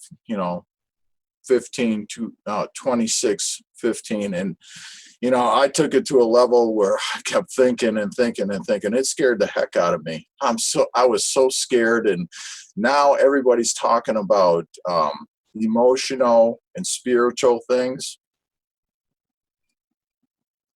Oh yes, this is emotional and spiritual beyond our belief. And then I had to stop. I threw everything away. I cut everything up. I'm a little sorry that I did it now, but there's a lot more people that are more advanced than me that know a lot more stuff, and I had to stop doing what I was doing because the emotional stuff and the spiritual stuff that goes along with the things that you start creating is more than a painter in Detroit can ever figure out. Put it that way. Yeah, well, where are you now? You've obviously figured something out. Big time. Yeah, so I guess a painter can do it after all, perhaps. Maybe it takes a painter, because if you were a nuclear physicist, you probably wouldn't have gone down this path, and it would have nothing to do with it because it would be too weird, or whatever. Getting emotions involved with science, it's like too much. Don't you laugh at me. Well, I'm not.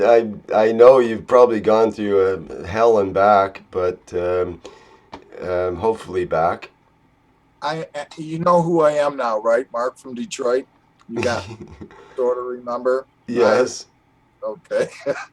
And I could give 100 different testimonies for everything I've done, but I really want to say one particular thing is that I'm so sorry for not understanding, but I hope you can understand that I didn't understand.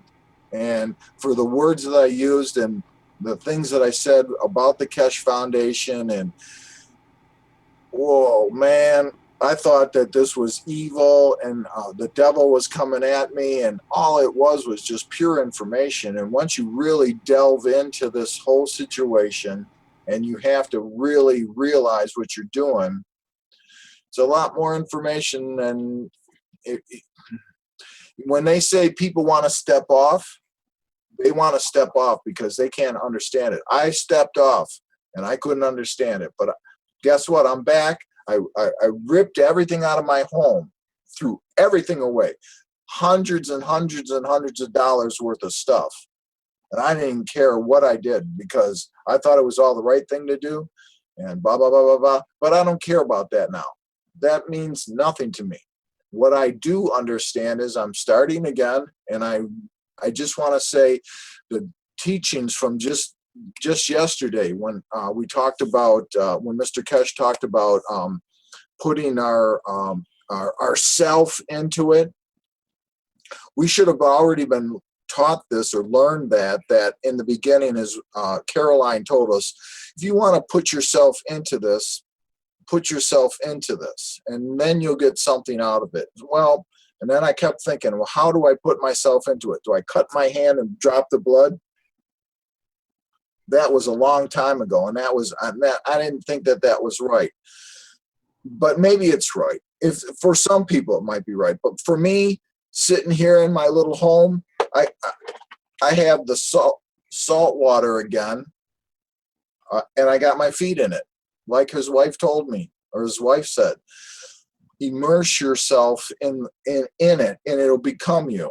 And that's what I'm doing. And I can tell you all the form. And now I didn't write anything down before, but now I'm writing stuff down, and I'm starting again. And I got my formula, and I got my feet in the water. And if anybody'd like to see, I can show it.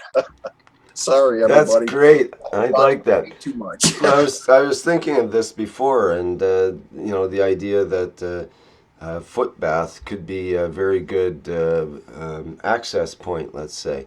In fact, I had a foot experience with GANs just today.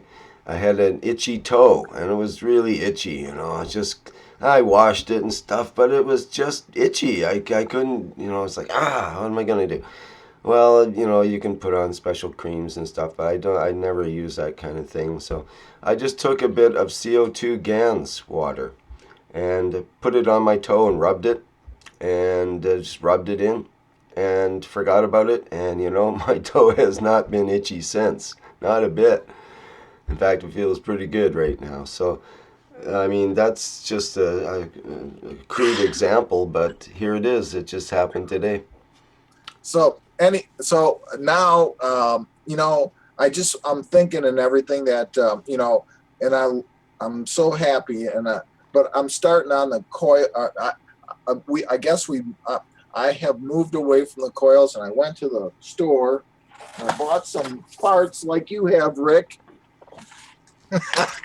I can't help myself. Yep. You know how it goes. Oh, yes. And I might need a little help from all my friends out there. Okay. We have a rheostat, and he looks to be a motor. He's putting in the last plasmatic battery. Well, it's not plasmatic yet, but that's my question to everybody. So this is my thought. It's a basics thought. I'm going to put it on a piece of plexiglass, and I want 4.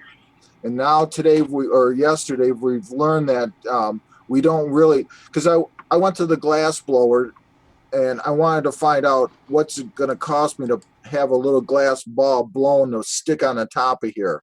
He said, well, you got to take a lesson, $75. And you can buy as many rods as you want, but they're clear rods, and you just puff and blow, and they make a little ball out of it. That's okay, cool. But then that heavy ball on top would just spin off and break, like you said. So, I can get this thing going. I showed somebody else, and I think I burned the rheostat out on it because I was spinning it around too much. Yeah, it's hard to get a good rheostat for a motor without, most of them are just designed for audio and so on. Yeah, so, I'm really close to a micro, where they make, I live in Detroit, so they make parts for robotic. Yeah. So the guy sold me this, not really knowing what. So anyway, let's move a lot faster than this because everybody's got ideas tonight, and I'm sure. So I just want to find out if I can get something to charge this part. That's what I'm working on now. All this other stuff is the minutia. I got a big plan. I redid everything. How do we recharge with a plasma capacitor battery, or am I going to smoke these again? Is everything going to smoke once I connect a capacitor? Because I have an idea for a battery capacitor. Aluminum, titanium, in stacked form with plastic in between, ganced and ready to go. One in, one out discharges. How does that sound? I don't know. Yeah, it could be. It looks like it's probably 6 volts that comes out of that system, or a Yeah, little less than 6 that, volts. maybe. It's a 6 volt uh, uh, deuterium, Neodymium, yes, a neodymium modem. right? Yep. So So, he said it won't heat up because I told him I'm going to put it in plastic and I'm going to put something on top. Now it's even easier because I can glue a golf or a ping pong ball or something bigger around. I got other ideas, but mhm. this part doesn't matter. This is the part that matters. How Right. am I going to keep that charged? Well, I mean, obviously you could use a solar panel or something like that, but you want to use some sort of Keshe technology device. So, Yes. a plasmatic battery would it comes to mind. Something that can put out 6 volts. You're going to have something that puts out a lot of amperage too for that little motor, especially with a heavy ball rotating on it. It's going to have enough oomph behind the voltage. So it might have to have a lot of stacks to your unit, or many of these batteries in parallel, perhaps, to get the amperage up. Or a mini magrav or a small magrav, 3-stacker coil. That plugged in, you mean, to the household, or No. just Buy it. self-powered? Mm-hmm. Yep, that's possible. Okay. Okay. So Well, everybody, thank you. I have lots more stuff to think about now, but once again, I just wanted to great. apologize for Well, the. I really appreciate that. I'm sure Mr. Kesh will as well, and others who have followed you and so on. Great to see you're back experimenting and have some things in mind. So, I got lots of stuff. I'd be glad to share.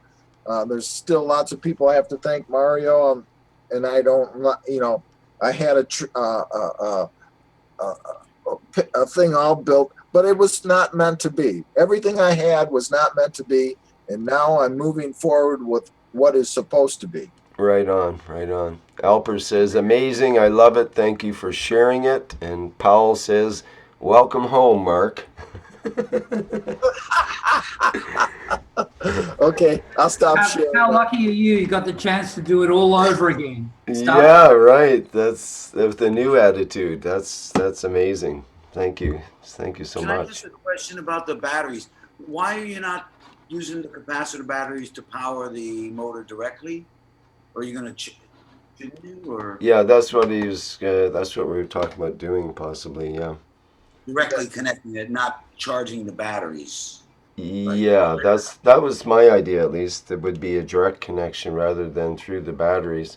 If there were rechargeable batteries, they might act as kind of a bank Right, make it for stable. yeah, possibly. But But That's just. plasmatic It batteries was would be just a best. preliminary thought. But Mario, if I wish I would have kept a picture of what I had, because you were one of my inspirations for that beautiful tree of life picture. I made the whole thing. I had my um, cone coils all around it. I could see myself shifting it just like you did. I thought one of them was going to spin off in space. I swear to God. you have a drawing of the flower of life there. Cover one eye when you look at it. Cover one eye when you look at the drawing. It's 3D. Anyway, about, if I can say about the plasma battery, if you're going to use it for a motor, you can't use the water, or can you? You have to use the paste so it'll dry, or not. Well, maybe there's another way to use the water. Jackie was showing us his water-based battery, just with the zinc plate and the copper oxide plates linked together with salt water.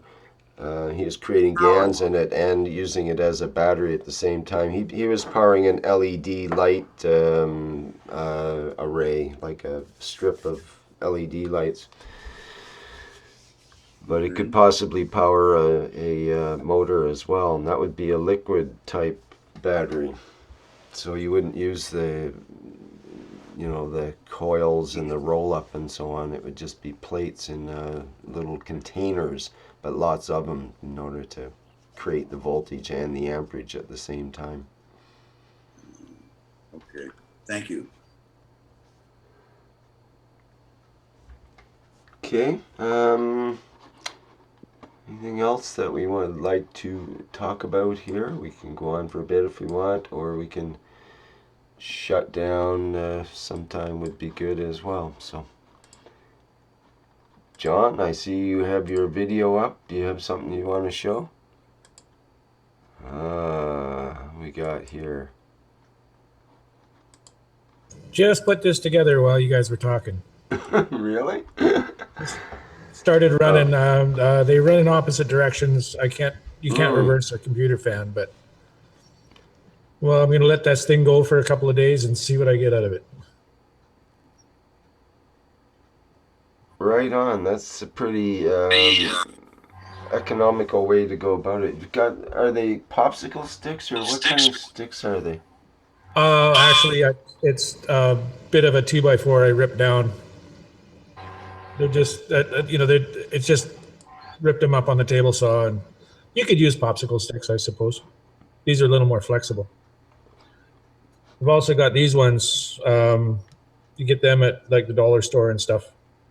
Sort of a craft stick. Yeah, a coffee stir stick. Okay. They would do it too. Yeah. But I tend to go through a lot of zip ties. Yes, it's definitely got that duct tape and zip tie look. Little duct tape would be finishing it off nicely. But what a concept. You got the counter rotation going on there. Very simple and easy way. So What do you have inside, John? Yeah, what do you have inside, and what effect do you expect to get, if any? Or are you just watching for? Well, it's roughly 60% CH3 water and 40% lead water. And the lower one, the bottom one here is absolutely full. There's no air in it whatsoever. There's no bubble at all. And the top one, it's got about I would say a 3/16 diameter cylinder of air up the center. So I don't know if that's going to be an issue. I may have to adjust that top one and fill it up some more. Is it running right now? Is that right? Yes. Okay. Yeah, it's spinning like mad. Can't even hear it there from your mic. Oh yeah, now we can hear it. John, on the top, the bottom, the little bit of white that we see on the bottom. Whoops, we lost the signal there, John. Your video. You must have it right. Video froze. Yeah, I think it's working. Hey, John, I think it's working. Are you still there? Over. Come in, John. Come in, John. John, turn it off. Yes, John, turn it off quick. If you can hear our voice, turn off your machine. It's funny, his mic and video are still open, but we are not hearing anything. I think you might have to restart, John, if you can hear us. Oops, there he goes. Well, that was interesting. Oh, now all the microphones are open and somebody's snoring. Yes, the microphones are open. I didn't. There we go. I had to mute them. I had to mute everybody there. If you need to talk, just open your microphone again. That's what happens when people. Someone was really snoring. That's just what I want to say.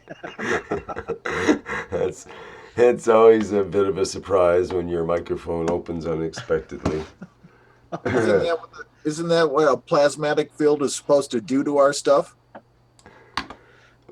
Put us to sleep, you mean? No, whack all our electronics out of. Oh, yes. Well, that's true. It's definitely if I get my cell phone too close to my little plasma ball, then it kicks it out and the cell phone goes bye-bye. Plasma ball wins in that situation. Yeah. Where has he gone? Where is he now? Looks like he dropped out. His internet is out. Yeah, Okay, hopefully sure. you can make it back. Speaking, Rick? sorry? Are you getting that sound bubble or whatever you call it? Have you been getting that? Where, like Armin had? Well, I've had that happen before in other experiments with rotating things that are, especially things that are loud when they're rotating, high-speed turbines and so on. And I'm not convinced that it's totally from the plasmatic interference. Sometimes there can be other audio effects from the microphone sort of shuts off in certain sound ranges or certain types of sounds, perhaps. But on the other hand, I've also been in spaces with certain rotating turbines and other sounds going on at the same time, where it becomes almost like white sound, which if you put white sound on while other sounds are happening, it'll Yeah. tend to obliterate them or make it so you can't hear them. Well, certain Noise circumstances, cancellation stuff, yeah. yeah, it's like noise cancellation occurs where Sure, yeah. you start to not hear, and it's just like you have wool in your ears. It's just not coming through. It's all becomes quiet in a certain way, but you can hear sub-frequencies and other sort of modulations going on, but the main sound gets you know put down, so it's not as prevalent. I don't have an example of that right now, but The I was. sound cancellation. They use that for guitars, you know. Yeah, right. I was trying to do that earlier, actually, is to get up. I set up my older computers that's more sensitive to some of the sound frequencies. The later model ones have cancellation devices built into them, so you can't even get below certain frequencies because they don't accept it, whereas the earlier computers do. And I was trying to get that set up with a receiver that I have, a crystal radio, and listen to the mag-rav, but couldn't get that quite dialed in tonight. Sounds really interesting. I'm looking forward to seeing that, really. Yeah, I've done a number of experiments. It's hard to get back to that software and hardware because that was several years ago and several incarnations of computers before. And I know what I've you tried mean, it in yes, the yeah. later model computers and later software, the same software but later versions, and Sure. it just doesn't work. It refuses to record in the way it did before, and so on and so forth. So I was Yeah, actually yeah, getting yeah. some of the legacy software lined up tonight earlier, trying to get that Oh, together, but didn't quite make it. Maybe for next week. okay. There was something that I could show briefly here. I've got to get going fairly quick, but there's one last Sure, thing if you wish. that could be interesting. Let me see here if I can get it going. Okay, I'll get my video going there. Okay, there we go. You can see the plasma ball in the background. I'll turn that Yeah. on.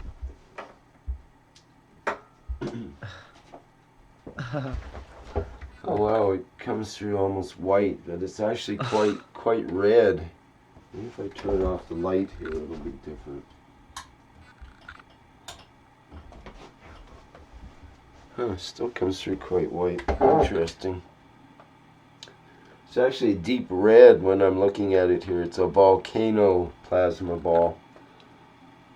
Whoa, what was that flying through? It's a moth. Whoa! I just looked at the video and It I was a see this. plasma Yeah. moth. I see Plasma this moth, yes. Sure. huge Yes, it is. moth flying through here. Yeah, You've got bats cruising through.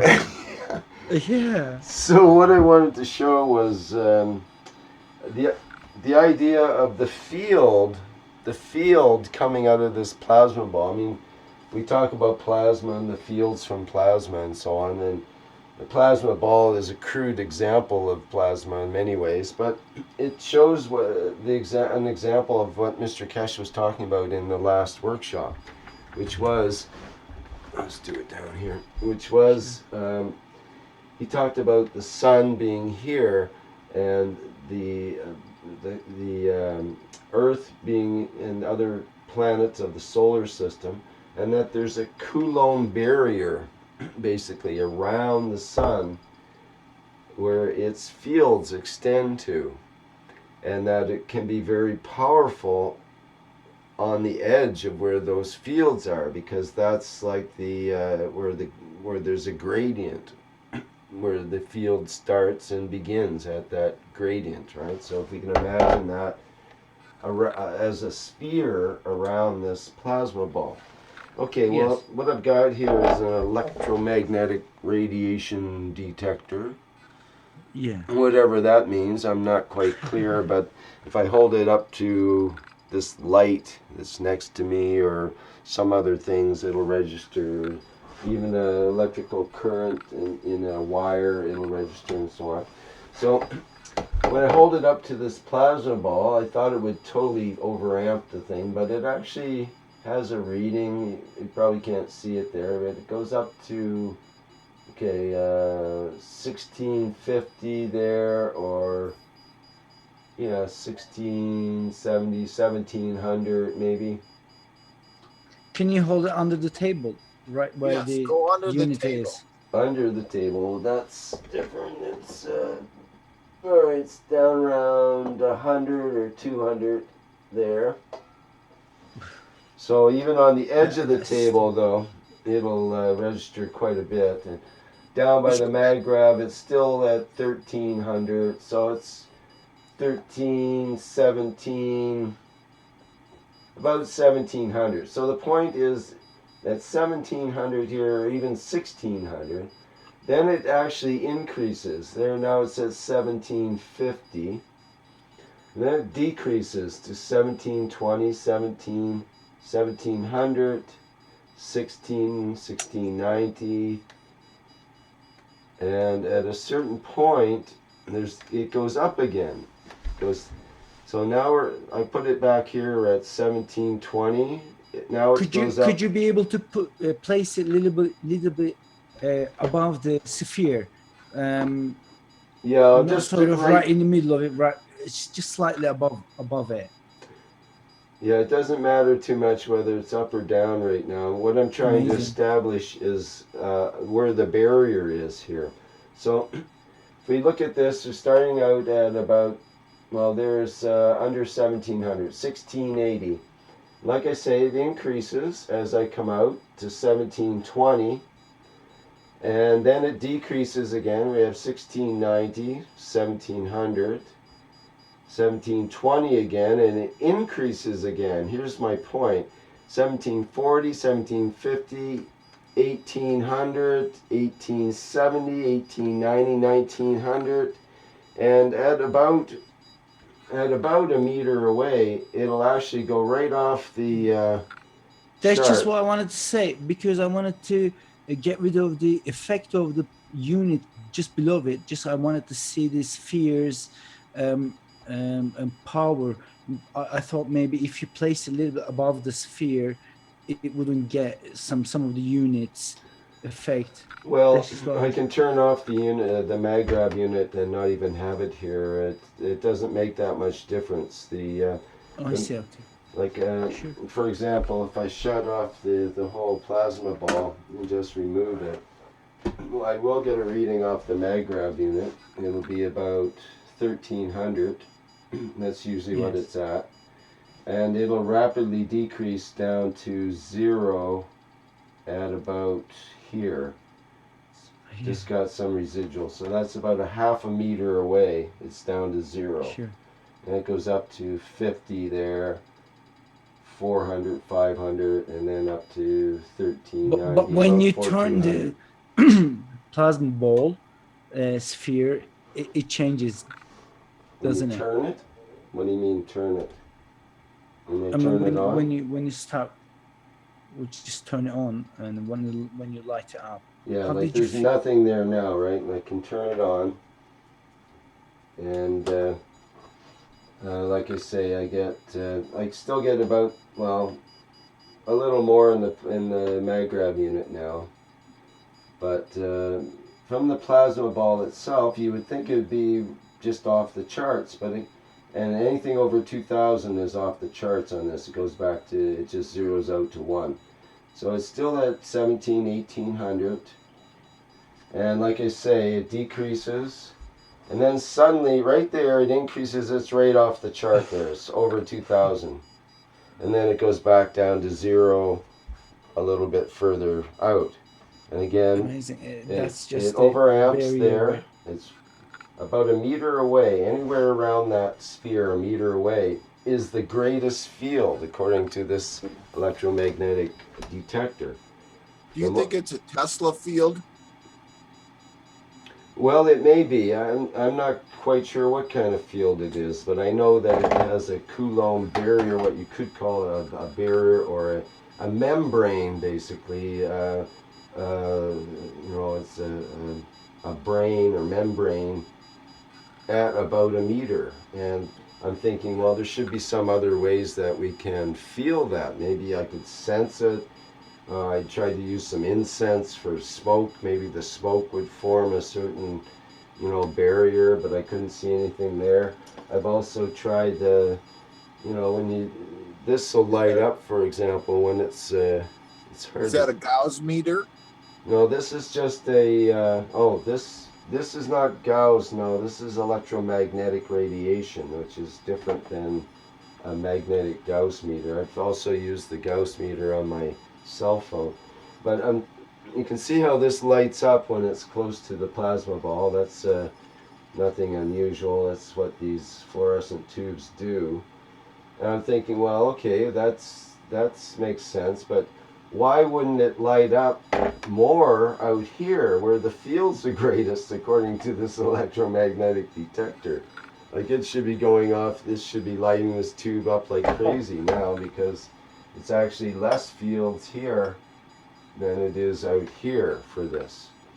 So I understand that the fields that light up this fluorescent bulb coming from this plasma Would ball that field be all the way around the whole plasma, from all the way around it? Yeah, it's all the way around. Like, you can, as far as this goes, it's all the way around. And the same thing with this, all the way around. And the same thing with this other detector. This is your standard electrical detector for that. They find in different, and they send with the Keshe thing and so on. And it lights up. Well, you'd think it would really light up with the plasma ball, but the plasma ball sometimes look at that, it doesn't even light up even really close to it, which is quite Do you bizarre. think plasma does what it wants? And you note also that this meter, when I do that, the meter goes right down from goes down to 11 or 1200 there from 2000. Just from me trying to, I'd probably do the same thing with my hand there. Yeah. Okay, my hand here makes this meter go down to 0. That zeroes it out. Even when I put my hand on the other side of the plasma ball. Wouldn't that be because you're Gantz? Yeah, basically. And it's similar to if you put other things in between, that cuts it out as well, and so on. But yeah, we're organs, and our bodies make a huge difference. I can block this meter with my hand there, for example. It's just a stunning experiment. That's just what I think, really. You know how you know how I was saying like the periodic table of elements is backwards, inside out. Those devices might be getting readings in the opposite of way the actual plasma fields are. That could That very well be. it's weaker, but it's really stronger, and that's Yeah. you know what I mean. It's inverted. Yeah, that could be. And Yeah, so we have yeah, to I use believe those different. devices are measuring electromagnetic fields. Yeah, that's right. And it may be that the fields that we're trying to measure are different. For example, I can also use EMF detector, and Oh, that's great. it's got. How good you know, are these detectors on the phones? Well, They as are accurate as the quite microphone. quite or the accurate, speaker. actually, depending on how you zero it out and so on. Like I get pretty much the same reading here in micro Teslas, around 500 in this area when I turn it on and so on, and with just the magrev running, it is running, I think, yes. Then it I'll doesn't tell you really. this right now. I have nothing, no magnetical fields. I don't have copper. I have no GaNs. I have no nothing. And I can take the exact same app that you have right now in the same room that I've worked in all this time since 15, and I can find magnetical fields just like you have in your hand. Excuse me, are you talking about your 3-stacker unit right now? Like, is that the what is the unit you're talking about? Or The you effect mean of just in your room from the residual fields from before, from your stuff that was there? Yes. Mm-hmm. Yes. Well, you're also going to have EM fields from the electrical wires going by your house. Your house is In the house and all kinds of I things. live in a basement. Mm-hmm. well, you still have the fields though. I'm below ground. Yeah, but there's underground wiring. Your house is wired. Your room is wired. Everything's Yeah. above ground. Nano coating the wires in your house will probably protect you from that. I didn't do any of that. I just had stuff that I had started making in the space that I was living. Yeah, yeah, they definitely. So I didn't Kesh has plug talked about anything that. in. I didn't connect anything to my house. I just started making things that I thought were right. And I still live in the same room and in the same fields, but I threw everything. I was so scared. I threw everything away. Anything and everything that I had made and touched with everything in the garbage, from wood to but I can't throw the space away. The place that I live, I can't throw that away. But I'm just saying that I thought these phones are not reliable. Come on, they can't pick up fields like this. But I can walk around and I can take my camera and I can put it on my phone and I can show you that I have different fields. I have zero fields in certain areas and I have positive fields in other areas, like where I built my stuff. Now it made the magnetical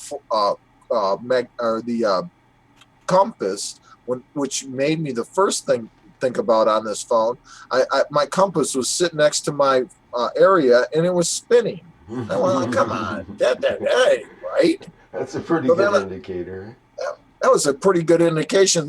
So then I thought, well, I'll take a couple more of these apps. So I went and I got the Gauss app, and I got the Tesla app, and I got the magnetical compass app. And each one of them shows the same thing in the different areas. And like I said, I live below ground in my mom's house in the basement, and I still keep getting readings. So once you start, you can't stop. It won't stop. It'll slow down, but it won't stop. Well, that could be. I still have some fields in here. So like I said, I'm starting all over again with fresh wood and fresh stuff and fresh water and fresh salt because I really, truly believe in this stuff. And now I understand it a little bit more. I wonder if there's some iron ore or something, below the basement or something you're charging up, You're Absolutely. storing. Well, Could like be. I said, I'm probably 8 foot below ground in the basement. All the electrical stuff is above me. The meters, all the a grid is above me. So Well, I it's thought, interesting. It's interesting too that oftentimes I'll get a reading right off the table itself, I do that too.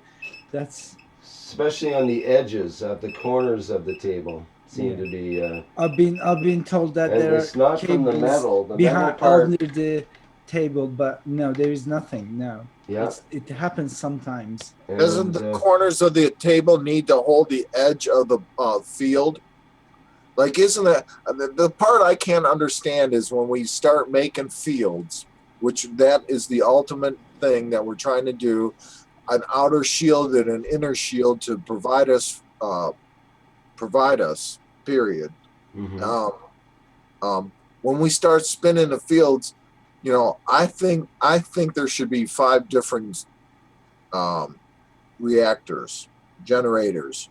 So that's where I'm going in the 5 different fields. But if you spin them this way, upwards and downwards, how does it hold? Well, that's the question I'm going to figure out. But the bottom part is what I can't figure out. See, you just put your meter on the bottom of that of the magrav, and how does the bottom fill? That's what I'm worried. Not worried, but working on. How much field can I get underneath me? My feet underneath me. Your feet Well, underneath. Yeah, isn't there's that there's spherical? So almost no. Well, there's a bit of field underneath here, but because of the metal of this table and Wouldn't so that be on, like a ground field where the sulfur or the lead would be? Is on your feet down by the bottom? No, it's on the inside of a sphere. Oh, It's not top and bottom. It's inside which layer. It's a sphere of layers. The heavier ones are in the center, not on the bottom. We're thinking vertically and horizontally. This is sphere inside a sphere inside a sphere inside a sphere. Right? Those layers, Rick, your hand, you don't feel the layers coming from it though, right? You don't. coming from the magraph or the Well, actually, the ball, but the magrav too. But I'm thinking the ball. well, I can feel it like close by. You can feel sort of a heat or sort of a tickling energy and so on. And definitely when you touch it, if you touch it very lightly, in fact, you can actually see little sparks if you were to look really close, and you can feel Yeah. the sparking and so on. That's different. That's like just due to the high voltage and ionization and so on. As far as the magrav unit It's goes, really route the field through your wires and stuff. the ball, the magrav unit has a field of about 8 inches away or so. If 10, 15, 20 centimeters or whatever it seems to be. Just that's it. All the way around is the same, and that's not that much really. I thought it would be more, and it's similar on the top. I believe it's about the same. And probably only detecting the magnetic fields, not the gravitational fields. yeah, this is a crude way of detecting fields. Plus, it's a power unit. It's not made to necessarily produce the fields like in a spaceship ball, or whatever. like the ball. Right. would there be like a light? the pyramid shape of the that mountain structure has an effect as well as the ball? I don't think so much. I think it's just the electronics are in there, so it'll definitely have an effect and so on. Just in terms of the geometrical shape.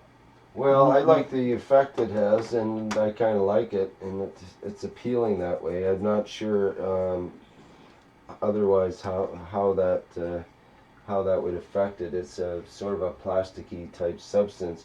I'll tell you what is interesting. I've got this GANS ring here. It's got some copper oxide GANS in it. I've had it for quite a long time, and it's sort of coated the inside of the ring and so on. And I note that when the plasma ball's on, and this is lighting up, Yeah. like it lights up there, and if I put this Unbelievable. ring in between, it cuts out the light. Okay, it'll cause it to at certain times it'll cause it to just totally go dark. So I just wanna say something. some When other I things don't tend to do that so much. Go ahead. when I try to, we use our hands, and we're very near to it, and there's always some sort of cancellation is going on. I wonder if you tried it with some sort of a rope from a distance, holding those two fluorescent lamp and the same formation. I believe there'll be even more things going to happen when we're sort of away from it. I'm not sure why I feel that way, Yeah, but I would think there should be something happening out there, but I don't get those kinds of effects. I think you have to have different instruments to be able to tell the effects. And that's what I was trying to do with my trusty little crystal radio here that I have. oh sure. And I've got that rigged up to my other computer and so on, but it just wasn't pulling in the sounds that I wanted it to, so I have to work on that a bit. Maybe next week it'll work out. Anyway, I'm going to have to sign off here now to get ready for some of the other teachings and whatnot. So thanks a lot for everybody's contributions today. Appreciate all the input, and it's very interesting. And thanks for your sort of apology there, Mark, I guess you'd call it. It's your revelation of what's happening in your life and so on. That's quite brave of you to come forward, and appreciate your efforts to carry on with this teaching, which is sometimes it's difficult, sometimes it's hard to carry on, because we're dealing with things that are mainly invisible and are mainly feeling centrum rather than our mental head brain activities and so on. So it's a different realm than many of us have investigated, and we have to sharpen new tools in order to interact with it, I think. So anyway, just looking at the chat, is plasma ball connected to the maggrav directly? No, there's no direct connection. Okay, anyway, gonna wrap I it up. should let you guys know I didn't get zapped to Zeus. I just lost a DNS connection. Glad to hear that, John. You totally froze and disappeared. We thought your device was interacting with your situation there. Yeah. Well, maybe I should have it sitting on the computer. Sorry, what was that? I couldn't quite hear. As in, maybe I shouldn't have it sitting on the computer. Yeah, well, perhaps. Okay. Thanks. Well, I'd like to everybody. thank everybody. Once again, I'm sorry, and I have a lot to probably offer. I think a lot about a lot of stuff, and I think a lot about a lot of people, and I can't wait to share with everything that I have with everybody. Most Well, Mark- excellent. Thank you. Yes. Get on to the Golden Age of GANs on Facebook. You'll get a ton of help there. Thank you, John. I have a lot of help. I've been along for a long time. I'm using my brain. I'm using myself to help myself to get past this. I don't want other people to help me. I think everybody's going to have to go through this on their own. Mm-hmm. Because it's an adventure. And then once you go through it and you have people that have gone through it, will be able to just like a brotherhood. Hey, you went through it? Yeah, we went through it. Yeah, let's keep going, keep going, keep going, keep going. And that's what I'm going to tell people. Just keep going. It's rough. It's enlightening. It's scary. But you'll want to keep doing it, because you'll know that in the end, it'll help a lot of people. Not yourself. You don't need to help yourself, because once you get past it, that doesn't mean a thing. you'll be able to help more than yourself. And that's the nice feeling that you'll get. Right on. Thank you. I agree with that. That's a great way to end it. Thank you very much. Have a great night, everybody. Can't wait for the next teaching, and love everybody. Yep, stay tuned for the next Knowledge Seekers workshop tomorrow about this time. Thank you for sharing all these beautiful things. This is Sylvester. Thank you for so much, Rick, to doing this for all of us. Yes, thanks, Rick. You're certainly welcome. Certainly welcome. It's always a new adventure every week, I tell you. Every day, practically. If I can help in any way to take your load off you, please get a hold of me, contact me. I'd be more than glad to help. Thank you so much, Mark. That's great. Appreciate that. Okay, I'm going to wrap things up here and stop the live stream for today.